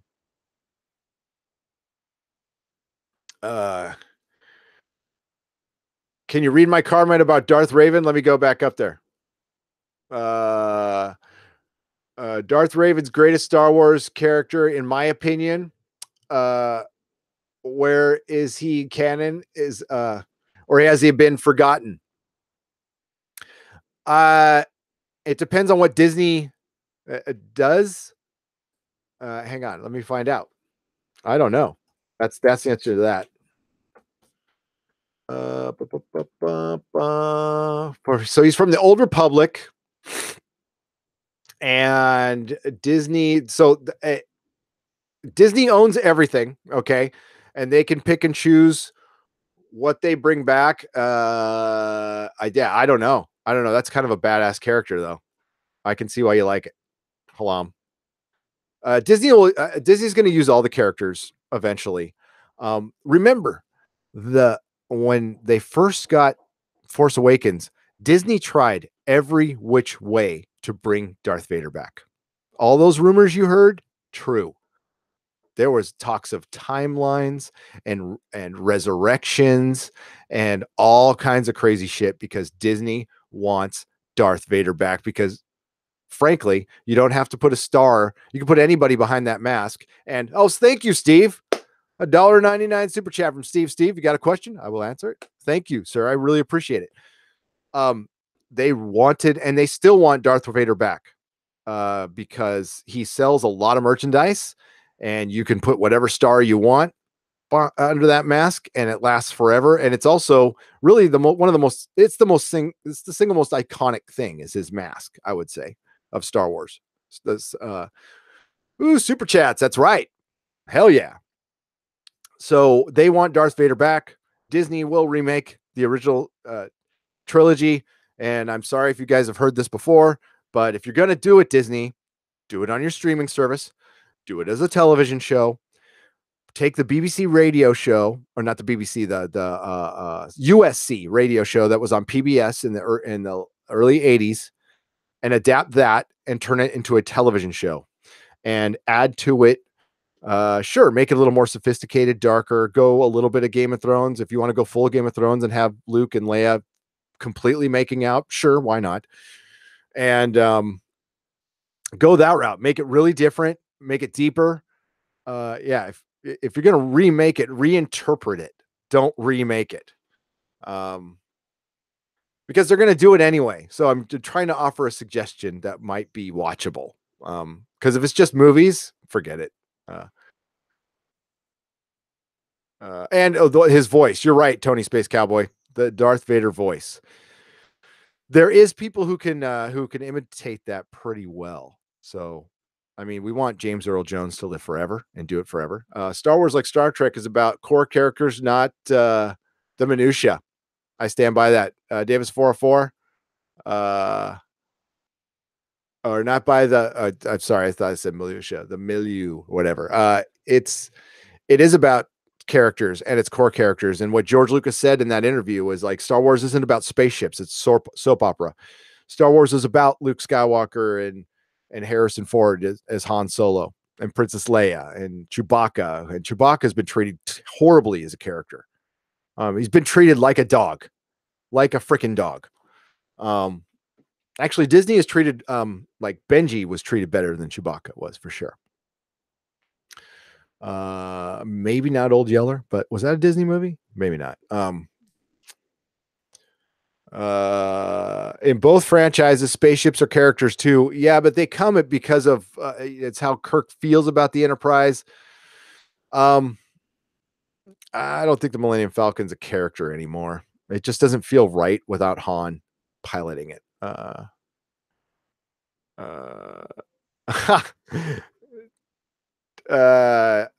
Tiger Mask. He said, "You're freaking me out. I'm playing Star Wars: The Old Republic on the Raven Quest right now. You can." Halam, our friend Halam, was talking about that. He says Darth Raven could make a lot of money too, because he hasn't been on the big screen, and everybody else would love him. Yeah, you're right. And maybe that's their end game. Maybe that's what they're trying to get to. They're just like, hey, we got to get past this shit. Let's just do it now so we can get to the new stuff. And, maybe it's good later on, but like, you threw the baby out with the bathwater. Like Doomcock says, Chewbacca doesn't come with the Falcon. He doesn't. That's right, Apple Crow.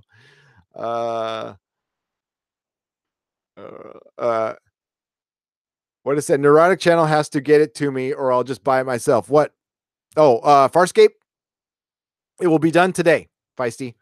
I have compressed the files. The files are compressed, and they will be to you. Doomcock is very wise. He is very, very wise. Farscape, yes. Farscape. I can't wait to do more Farscape, and I can't wait to do it with Feisty. All hail Doomcock, says Pam Farm Girl. All hail Doomcock. We are just his lowly subjects who are not worthy to live in the realm with him. Oh, what else was I getting? We got the dads. I don't think I've already bitched enough. I'm not going to get to that controversial subject. Screw it. I'll tell you what it was going to be. I just don't really don't want to discuss it because it's a fucking can of worms. Maybe I shouldn't even bring it up. Oh, what the hell? It's my show. But like, really, if you guys want to run with this, I'm not going to, comics. I will send it to you. I will not forget, sir. I will not forget. I'm going to send it Google Drive. So I'll just pop it through your Gmails. So look on your Gmails. Okay. So Weaponized Nerd Rage. Direct all comments to his video. It's very good. Well, it depends on which side of the debate you're on. Okay. And I'm not saying I'm on a side of any debate, but there's a little gun thing going on right now in America. Okay. And Hollywood is been making a lot of noise about that gun debate. But then I watched Westworld last night, and a lot of people died by gunshots. So there's that. So yeah, Weaponized Nerd Rage was just about kind of like the hypocrisy. Now, Weaponized Nerd Rage comes firmly down. He's a Second Amendment guy. The gun debate for me is irrelevant. I can't get into it, but it's irrelevant. So it's just completely irrelevant. So I have no really say in it, whether I want to or not. I think it's important to point out that Hollywood is being very hypocritical when they come out on one side, and then Westworld, which I love to death, and like I come out on the side like everything should be depicted in art. For one, because we'll forget. All right, art shows us things. It needs to show us horrors, so we don't. I mean, because if we get blinded to that stuff, we have no idea what they are. I think Hollywood and art has a place in that to show us horror, so we don't people argue about being desensitized, but what if you're just completely ignorant to it? So that's my beef. Plus I like stuff with gunshots, and I like horror, and yeah, that's what I like, so I don't want it taken away. But I think you're going to start seeing Hollywood take away guns. I saw a little bit of that in Lost in Space.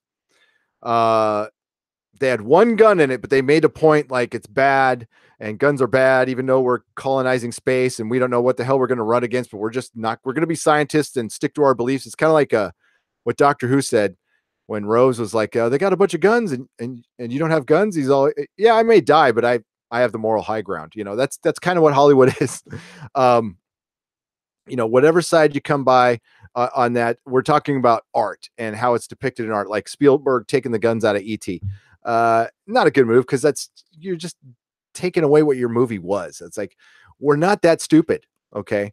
We're not that stupid. It's a much deeper debate that, again, I'm not going to go into, but they made me think of it after, I just watched that video, and then I like watched Westworld. I'm like, things that make you go, remember that song? So yeah, that's going to be interesting how they deal with that in the future.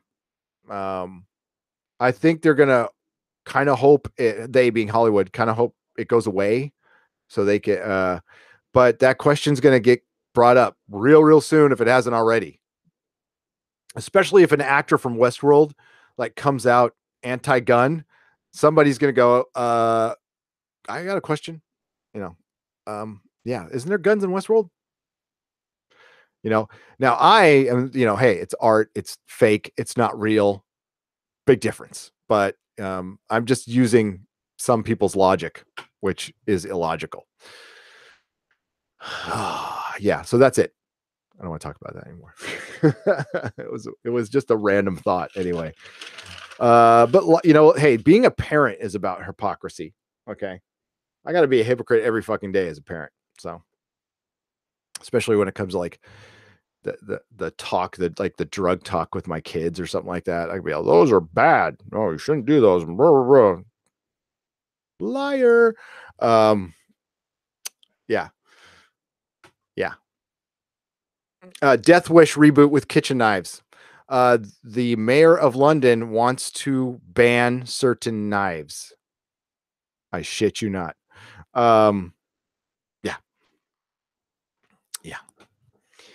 Yeah. So there's that. Also, I want to get to let's get to something way more. Yeah, god damn that. I see that father's article again. Let's go to that James Cameron. James Cameron yearns for Avengers fatigue. Let's hear what crazy Cameron has to say. Let's find out what he's got to say. All right.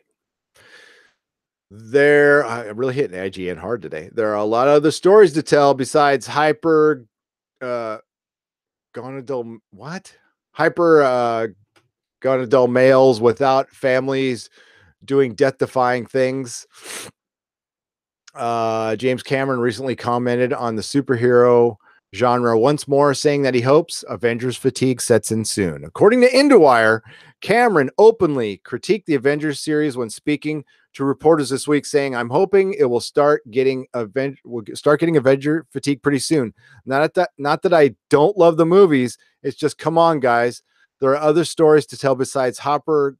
I don't even know what that is. I'm gonna have to look that up later. Male hyper whatever. Hyper what males? Hyper what? Muscly males without families. That was what we were talking about. Doing death-defying things for 2 hours and wrecking cities in the process. So that's worse than remaking Pocahontas with blue cat people who stick their tails in the back of the things they fly in that look like they're having sex with them. Sorry, just pointing that out. With the saga of his own coming to fruition, in the next 4 installments of the Avatar movies. He hasn't filmed a single frame of this, by the way. Cameron has a different take on how stories of such a magnitude could be handled. Well, you mean like say we're going to make a bunch of sequels and not do them? That is one way to handle it. I found myself as a father of 5 starting to think about, you might be agreeing with me. That sucks. Maybe I shouldn't get mad at him. I found myself as a father of 5 starting to think about what would an Avatar story be like if it was a family drama. Oh, I'm sensing 2 more sequels here. What if it was The Godfather? It's a generational family saga that's very different from the first film. There's still the same setting and the same respect for the shock of the new, he explained. We still want to show you things that you've ever seen or imagined, but in a story that's completely different. In other words, he wants to get rid of Sam Worthington. It's a continuation of the same characters, but older and recast. I'm putting that in there. But what happens when warriors who are willing to go on suicide charges and leap off the cliffs, what happens when they grow up and have their own kids? It becomes a very different story. This isn't the first time Cameron has taken on a superhero film to task, critiquing Wonder Woman last year, calling it a step backwards for Hollywood. I remember that. Despite receiving flack for his comments, with backlash from Linda Carter, who portrayed the character in 1970s TV show, objectifying. Cameron stood by his own criticism, I mean, in all the best ways, criticism of the film. Because of his work on the Avatar series, Cameron says he doesn't have his finger on the pulse of the zeitgeist today. Why are you making movies then? And it doesn't know where he doesn't know where tastes are going in respect to science fiction. I need to read that again. So he doesn't have his finger on the pulse of the zeitgeist today and doesn't know where the tastes are going in respect for science fiction. Maybe because you got too old waiting to film your Avatar sequels. I don't know. Or maybe because you're super rich and you don't actually watch movies. I doubt James Cameron watched Wonder Woman or has seen a single Marvel movie. As a matter of fact, I would bet pretty much everything on it that he hasn't. He might have seen like a half an hour of one, 10 minutes of the other. James Cameron's not the kind of guy who sits around and watches TV. So, and that's what I was talking about. It's like they're not even aware of their own art. They have the ability to make it, but none of them actually take it in. If you want to keep up with kids today, oh boy, today are watching, you should check out this list of 5 sci-fi TV shows in the early take because IGN is so in touch. Yeah, shut up, IGN. Now James Cameron. James Cameron, make something that's not Terminator or Avatar, and I'll be happy, or Titanic. And or just keep going doing your deep sea dive stuff. That sounds fun. That's a good retirement job. I think that's what you should do. And he's kind of he's a loose cannon, that one. Hey, do you guys want to cringe? Let's go to IO9 and do some cringe. Because my cringe muscles are all sprained from I Feel Pretty, by the way. I have to go to the doctor. I sprained my cringe. I think I pulled my cringe. My my cringe meniscus or whatever.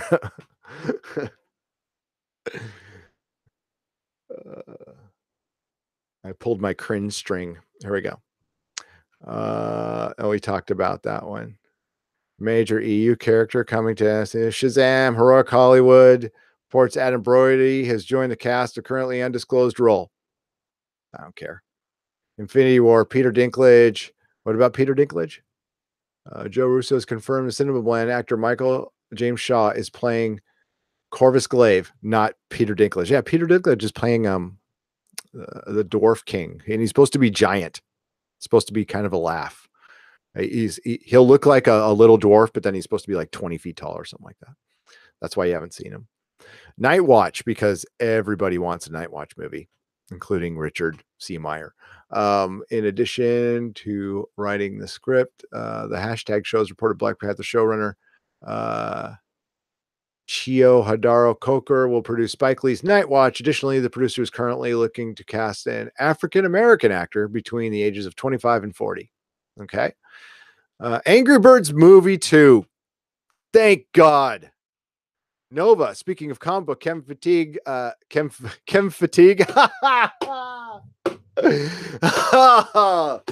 That I did not mean to do. That's funny.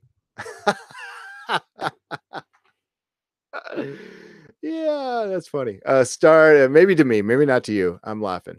I crack myself up sometimes. Stated Nova has immediate potential in the MCU, meaning he'll never get made. Okay. It's not going to happen. If you hear the word potential coming from an executive producer, that means I'm very nicely telling you to go away. Don't care about that. Ron Howard says Solo is done on time. Oh, thank the maker. Jurassic World, Doom. Oh my God. Look at that haircut. There's a lot of people, there's a lot of comics critics who love this as their favorite haircut, by the way. Just wanted to point that out. Especially the previously mentioned Richard. He loves that. That's his favorite haircut. Comics division likes that haircut too. It's his favorite. I think he actually has that haircut. Sorry to dox you, buddy. Deadpool 2 has another poster. That movie looks like Die Hard with The Rock, which could be good or could be bad. I don't care. Witcher will be out in 2020. So talk to me in 2020. Don't give a crap. The 100. The Expanse. What do they say about Expanse? Oh, okay. Let's read about The Expanse. Spoiler TV has the synopsises for the next 3 movies. Shows. Episode 4 is called Reload. The Rocinante tends to wounded Martian soldiers in exchange for supplies. Avasarala struggles with how to disseminate a key piece of evidence despite being in hiding. Praxis search for his daughter. Oh, that's spoilery. Don't read that. And blah, blah, blah. There, we'll leave that there.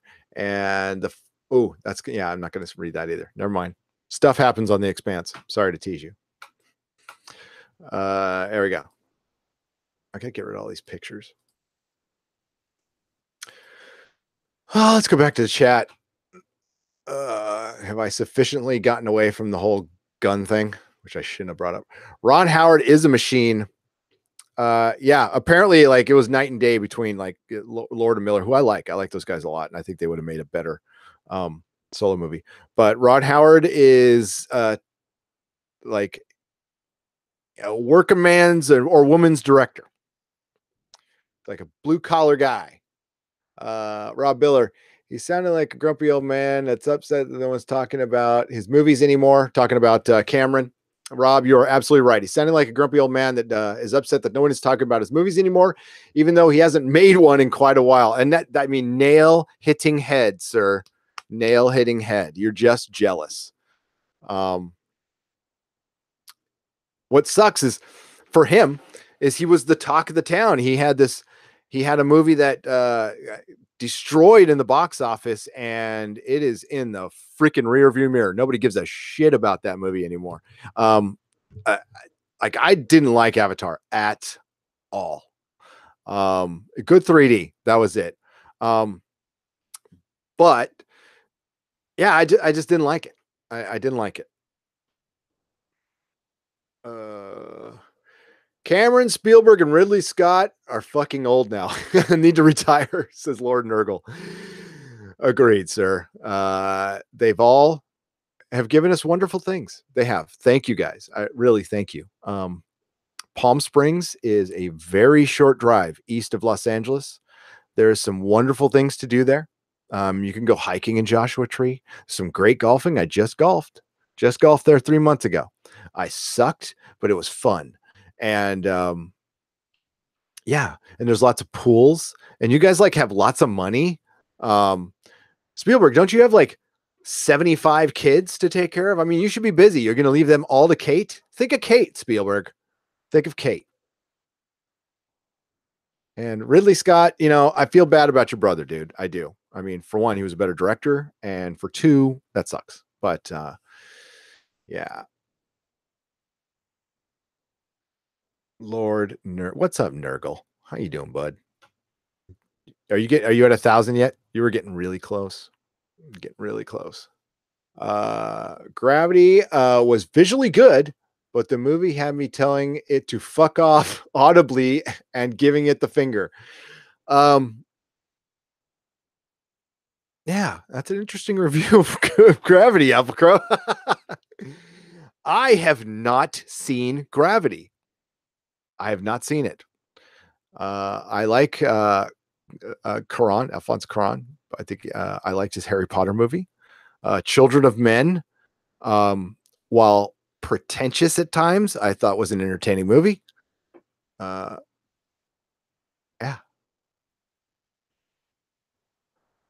yeah. James Cameron, yeah, out with the old, in with the new on that one. Yeah, we need some fresh directors. We definitely, it's getting old. Yes, Edward, thank you for pointing that out. Rest in peace, Vern Troyer. Yeah, he passed. How did he? Here, let's go find out. How did he die? Um, I don't know. I don't know how he died. He was young. The youngster. He's my age. Uh, oh, I'm just gonna here. Well, let's go to Digital Spy. There, I can stomach them.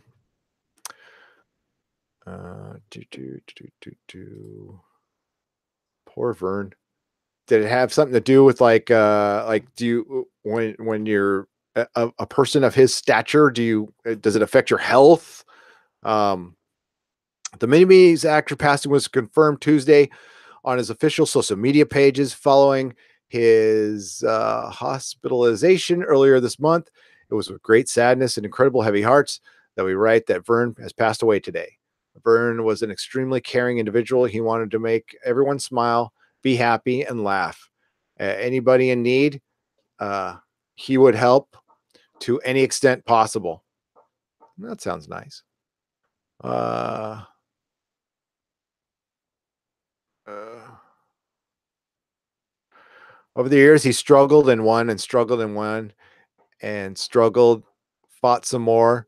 But unfortunately, this time it was too much. During a recent time of adversity, he was baptized while surrounded by his family. The family appreciates that as the grief at this time. Depression. Oh, did he commit suicide?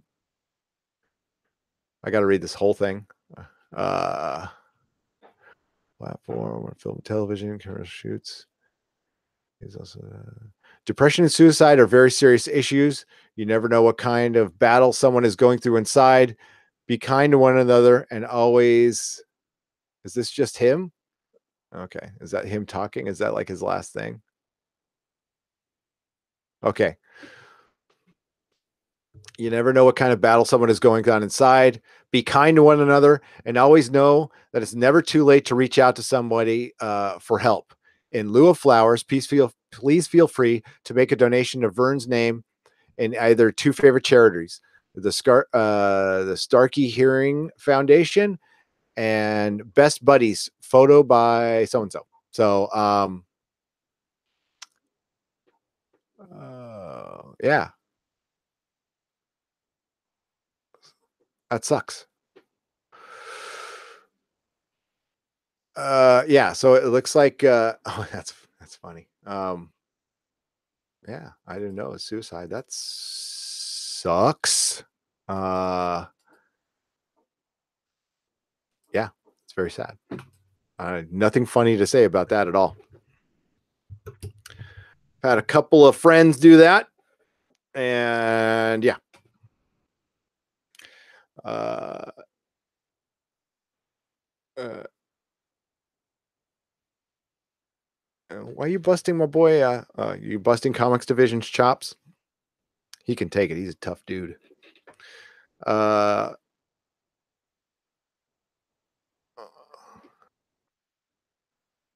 Great old sci-fi movie was Capricorn 1 with O.J. Simpson, James Brolin, and Sam Waterston.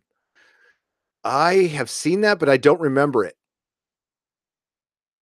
I liked Avatar. That was the movie with Neil Patrick Harris, right? Yes, that was it. Uh,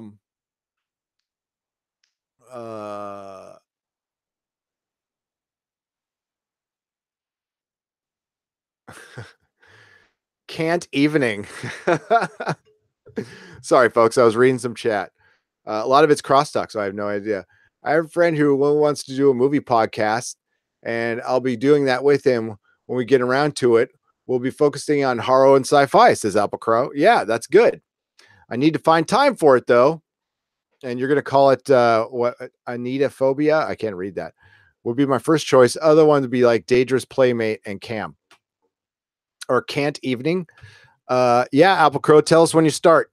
Okay. Tell us when you start. Lest we forget, the greatest piece of cinematic gold was Maximum Overdrive. Shit was Maximum Overdrive. Listen, man, it was Oscar material. Doug, are you still out there? What was the damn movie that was on the back of all the comics in the 80s with Megaforce? Megaforce. Let's see if you can find. It's like it was a bunch of dudes on motorcycles, right? Megaforce. It was on every comic book at the back of every comic book in the 80s. Ah, that's it. Megaforce. Oh, that picture's small. Come on.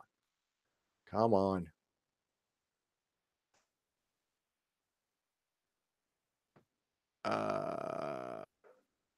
Oh my god, is there only like little? Oh, here we go. That's better. Dude, this was the late. Everybody thinks, oh, the 80s and the 70s with Stranger Things, man. No, dude, that is your late 70s, early 80s, ladies and gentlemen. Megaforce, the greatest movie ever made. Yes. Why did I get away from that? Okay. Yeah, that's right. Hal Needham directed it, and he directed I think he directed Smokey and the Bandit. He was involved. He's an ex-stunt man. Look at all those amazing cars and the helicopters. And Barry Bostwick. Brad himself. Look at that outfit right there. Sexy. Deeds, not words. There's never been a superhero like Ace Hunter. Megaforce. Yeah. That was some shit right there. And it's on the back of every Marvel comic from that time period. Yes. I think it's more famous for being on the back of a comic book than actually existing as a film. Yeah. Megaforce. So, okay. If you guys ever, Ace Hunter, that's right. Here, as soon as we're getting to shitty movies, let's see if Laser Blast is out there. I got a story for Laser Blast. So you ever heard those rumors about movies being made to like cover up stuff? Like they make B movies. Like there's, Get Shorty. They make B movies to cover up like drug deals and stuff like that. Well, ladies and gentlemen, let me tell you about Laser Blast. Let's see if we get to the IMDb on that one. There we go. Tell you something about this movie. I hope this doesn't get me killed. Laser Blast came out right after Star Wars, and it's about a kid who finds a gun, gets dropped by aliens. The gun kind of takes him over, and he starts shooting people. And it's a really effing horrible movie. And it had one of my friend's dads in it at the time when I was a kid. I'm not going to give any names out. So here, let me take a drink. So I was 7 and my friend was 7 and I had a crush on his older sister. So I liked hanging out with him a lot. And we hung in his house and his parents were super duper hippies. One of them was on a children's show in LA and the other one was a pilot. So the pilot ended up in this movie because he had a plane, right?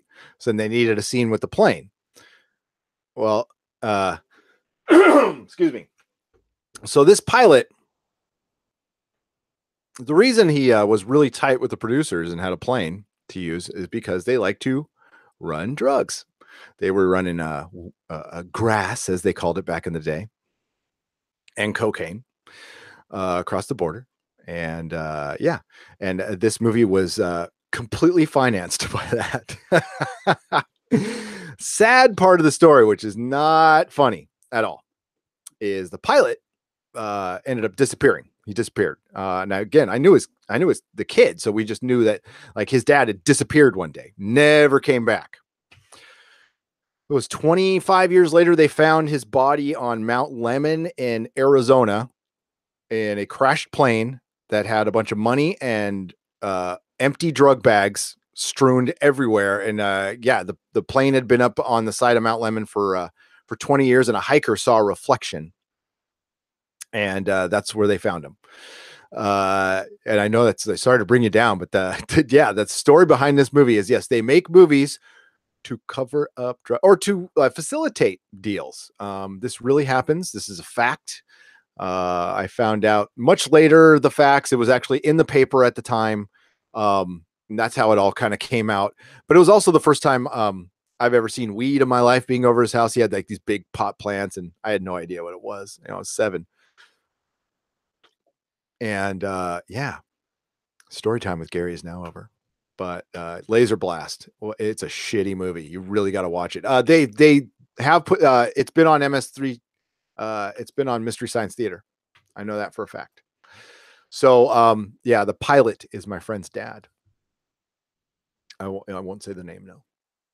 You could probably look it up on IMDb, but yeah, I know it's stating the obvious, like movies for drug dealers. I know it's like saying, hey, you know, water's wet, you know, but fun story. Uh, yeah, I got to check out Capricorn 1. You got me thinking about that. Every time I have one of these live chats, I get a list of like shit I need to do, and I cannot keep up with it, but I have to.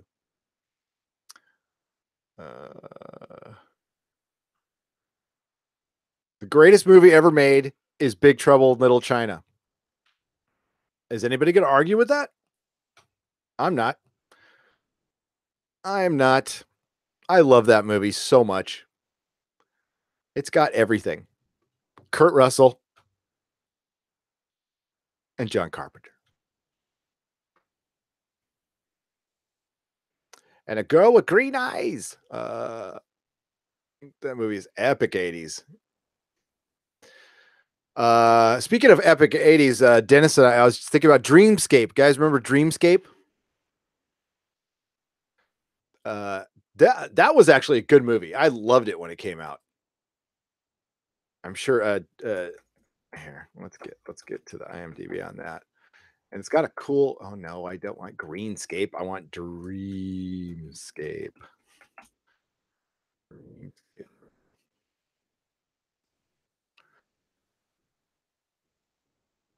It's got a great poster too. So 80s. Now that movie's 80s. Kate Capshaw, Dennis Quaid. It's about a guy who can Christopher Plummer, the guy who shot Brandon Lee. Oh no, that's not the guy who shot Brandon Lee. The other guy, the guy who played. Sorry, that's not the guy who shot Brandon Lee. The other actor. He was in the movie with the guy who shot. He was in The Crow. He was also the bad guy in 48 Hours, and he's the bad guy in this movie. And it's about people who can you can invade your dreams and manipulate dreams. Very much like Nightmare on Elm Street, except more of a Indiana Jones meets Nightmare on Elm Street kind of thing. Yeah, it's got like snakes. It's like, if you've not seen this movie, you have to check out this movie. It probably doesn't stand, you know, I haven't seen it in many, many years, so it probably looks like shit. But I remember Doug and I saw this quite a bit in the movie theater. I fucking love this movie. And I hear nobody talk about it anymore. Probably because it doesn't hold up well. So we'll see. We shall see. All right. How's everybody doing? I had another nightmare after that movie, says Ed Brewer. Dennis Quaid. Oh Lord, yes, it's Silver Spike. Dreamscape spoke to my weird, right? I don't know. It was the FX don't hold up, but the story was good, says Viking Bitch. Yeah, the FX probably looked like shite. That was the first PG-13 movie you ever saw? Was it the first PG-13? What was the first PG-13 movie, Doug? We know Indiana Jones and the Temple of Doom made the PG-13 movie. I know other people say differently, but no, it was Indiana Jones and Temple of Doom for sure. For sure.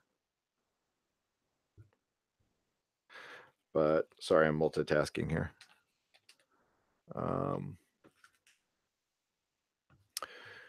I think it was Red Dawn, he says. Red Dawn. Wolverines. Hey, who's going to see Cobra Kai on the YouTube Red? Is anybody going to watch that? I don't know if I want to watch that. Well, I think we're going to cover it on our thing, so I don't know.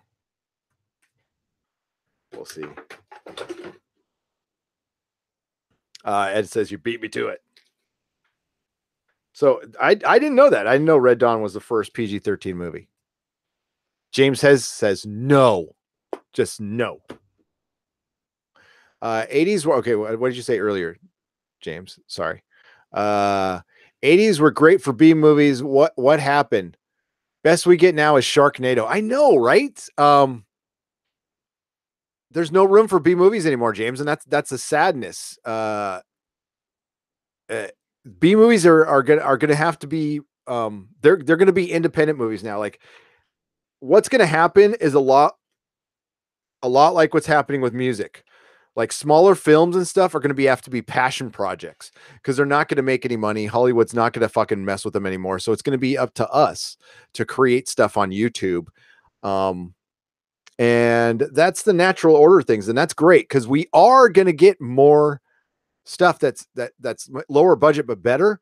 The problem is you're just going to have to work harder to find it. And that's kind of the deal with music nowadays. Is like there's still plenty of good music out there. You just got to work really hard to find it. And that's what YouTube is for. But YouTube's gouging into a lot of things, and it's gouging into a lot of entertainment, and they know it. They know it. I was thinking the other day, like Wayne's World should totally come back as a YouTube channel. Like I would straight up start it as a YouTube channel.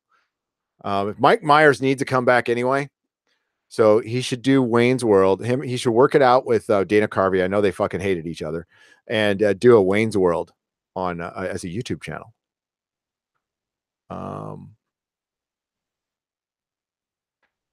Netflix original are the new indie films, says Logan McLeod. Yeah, you're right. Yep.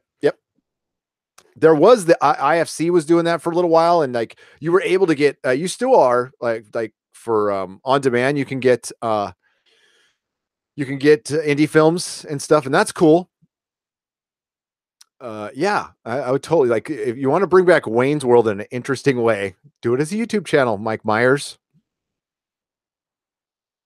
can have that one for free. Our cool teacher was out. A flaming theater teacher who did a whole segment on the Who's Tommy and took us across the street to hang out at the music store back when there was still music stores. The Who's Tommy is the first live action movie I saw in the movie theater, and I was how old was I when I came out, Doug? I was like 75, so I was 5. And I hated babysitters after that because I always thought they would hose me down, and I didn't understand the fiddle about one. All I understood was the kid getting, or Tommy getting hosed down by the babysitter by Keith Moon. So it just freaked me out that babysitter was going to get a fire hose and hose me down. So I hated babysitters because of that movie. That movie scarred me. Hi, Jasnet. How you doing? We're just chatting away. I've kind of run out of things to talk about, but I can like troll around. We can go back to IO9 to see if I can sprain my cringe again. No, no, no. I'd love to hear what they think the best Superman stories are. None of them. I don't care. I don't care. I don't care. And I really don't care. I don't want to go to Bleeding Cool. I really don't. Because they suck. Let's go to movies. Let's see what they say.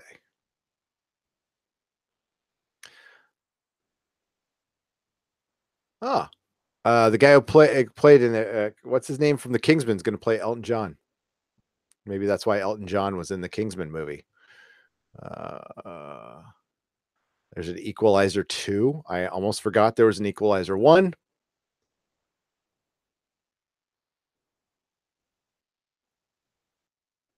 Oh, what? Okay. Yeah, this is good. This is good. This don't make much out of this, folks. But Marvel Studios won't have a Hall H panel at Comic-Con this year. Now, that doesn't mean they won't have a it means well, let's read it and find out. Maybe they're not going to do one. They're doing it in room 20. I don't know. Marvel Studios won't be hosting a Hall H panel at San Diego Comic-Con. Marvel Studios head Kevin Feige confirmed to Screen Rant the company will be skipping out on Hall H this summer. We're going to of course Marvel will have a presence at Comic-Con. What? Okay. Why did we have to do his as a quote? Okay.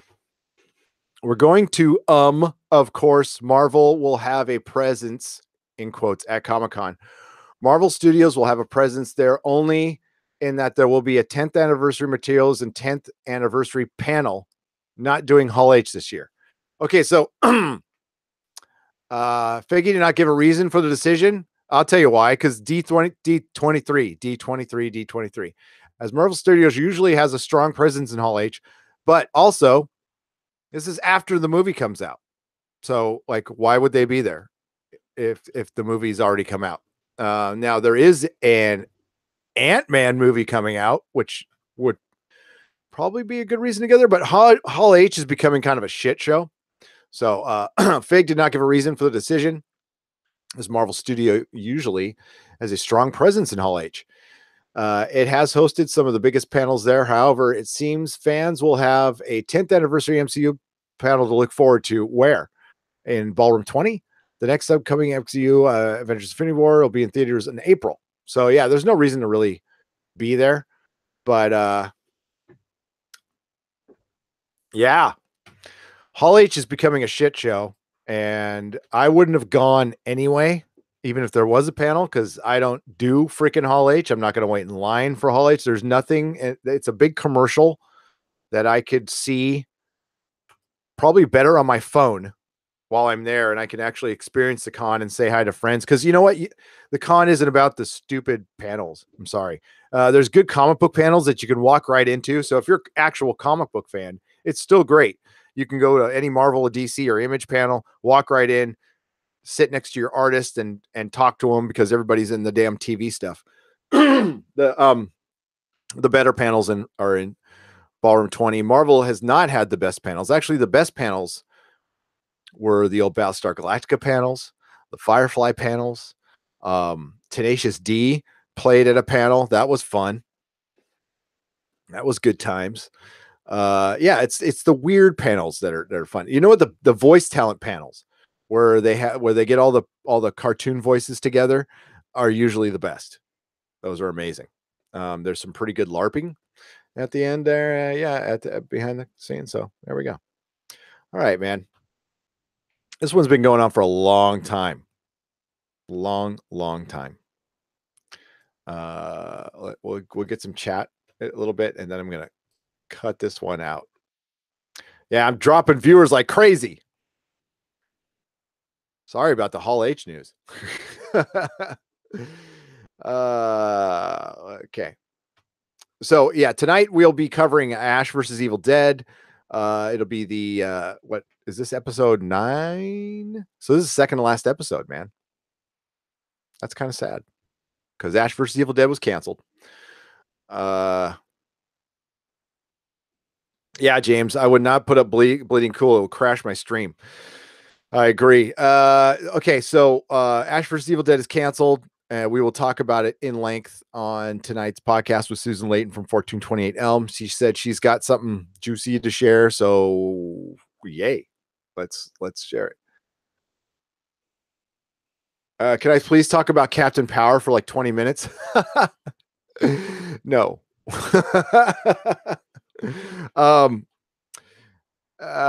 Okay, and tomorrow is Legion, and Wednesday is Expanse and Krypton. And Friday, we're doing our Infinity War review. We will be joined by Feisty Fan and hopefully others, if others can make it. I don't want to put them on Front Street if they can't make it, so I'll let you know when they confirm, if they can. If they can't, that's cool. We'll do another one some other time. It's all good.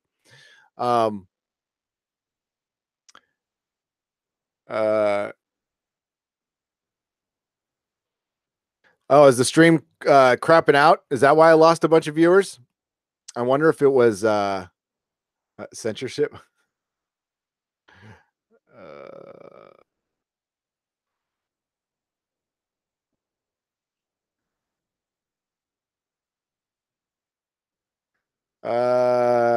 Damn, I still can't. Why is it my buffering? Is that why I'm losing viewers?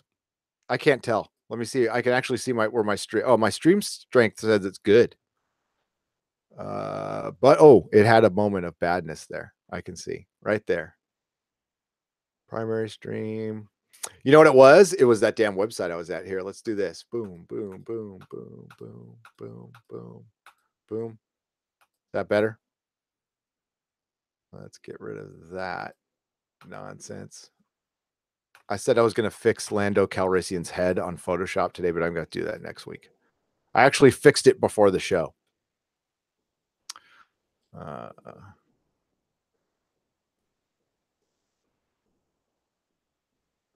Ignore. There we go.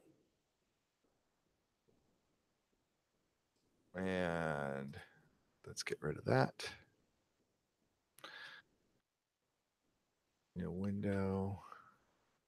Sorry, I lost my chat. I'm trying to get back. Trying to get back to the chat. There we go.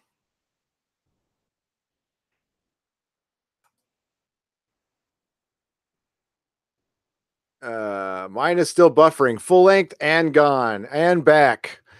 Mine is so we're still buffering. Yeah, I see it buffering now too. That's really weird because it says it's good. My son must be on. So yeah, if it's crapping out on you guys, I'm gonna go. Sorry about that, but this might be that seemed to fix it. So it was buffering pretty bad. Yeah, it might have been a website I was at. They run all kinds of crappy shit behind the scenes. So yeah. Oh, now it's gone. I see it be gone. An error has occurred. Please try again later. Yeah, but I'm on a delay here, so I have no idea if that went down or not. It says I'm still broadcasting, but I might not be.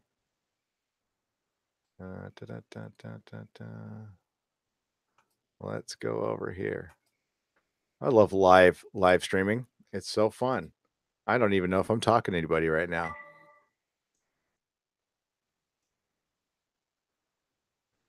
Okay. That's good. It says it's good again. Okay, cool. So yeah. It works fine now. That's cool. We're good. Hi everybody. How's it going? That's good. Yeah, so I'm gonna end it there. I need to take off and do stuff for the rest of my day. So guys, thank you so much for hanging out with me. I had a lot of fun on this live stream. Everybody's just rambling towards the end there, trying to figure out like what the hell's what we have an indicator in the live studio, and I guess it's on a delay, but now it says my stream is doing great. So I'm sorry it sucked there for a minute there, but I'll see you all again tonight in about a few hours. We're gonna be on Ash vs. Evil Dead. Let me show you let me get to the picture of my wonderful patrons. There we go. Not pictured are the two newest patrons that we'll get to very soon. So, Ed Brewer and Logan McLeod, you are wonderful people and you are loyal. I don't know, you might be lawyers, patrons who are not on this list. So I'm sorry, but I'm going to fix that by Ash vs. Evil Dead tonight. But we have Dakota Stanton, Viking Bitch, Penn Farm Girl, Apple Crow, Jody F, Shakuri Lama, Eric, Richard Seth Jones, Christiana Echo, Feisty Fan, Lawrence Howe, Isaiah Norton, Fan on Rough, Johnny Pappas, Brian Smart, and Arturo Espinoza. Thank you so much. All of our videos and podcasts can be found at nerdrotic.com, and I have a Twitter. It's at Nerdrotics. Please follow me. Thank you everybody for watching and subscribing. Everybody in the chat, as always, you guys are amazing. Ed Brewer, Viking Bitch, James Hayes, Mark Magnetti, Penn Farm Girl, Viking Bitch, the official Dougie J, Silver Spike, Tony Space Cowboy, Lord Nurgle. It's great to have Lord Nurgle. Comics Division, of course. Feisty Fan, Langley, Mr. Neely. How's it going? Oh, you had a different, that's why I didn't see it there. You have a different, thing. Yeah. I guess my stream like really crapped out. If it looks like shit, I'm going to have to pull this video. Sorry, guys. So you might see just something for today. I must have pissed somebody off. I lost like 3 subscribers. It happens. Knew I shouldn't have brought up the gun thing. And I'm not even on a side on that issue. But yeah, it's just probably not good at all. Yeah. So I can't see above that. So if I missed you, please, thank you very much for showing up in the chat. You guys are wonderful and you make the show. And I'll be back next Monday to check you all out. In the meantime, see you at Ash vs. Evil Dead tonight. And progress, not perfection, folks. Bye-bye.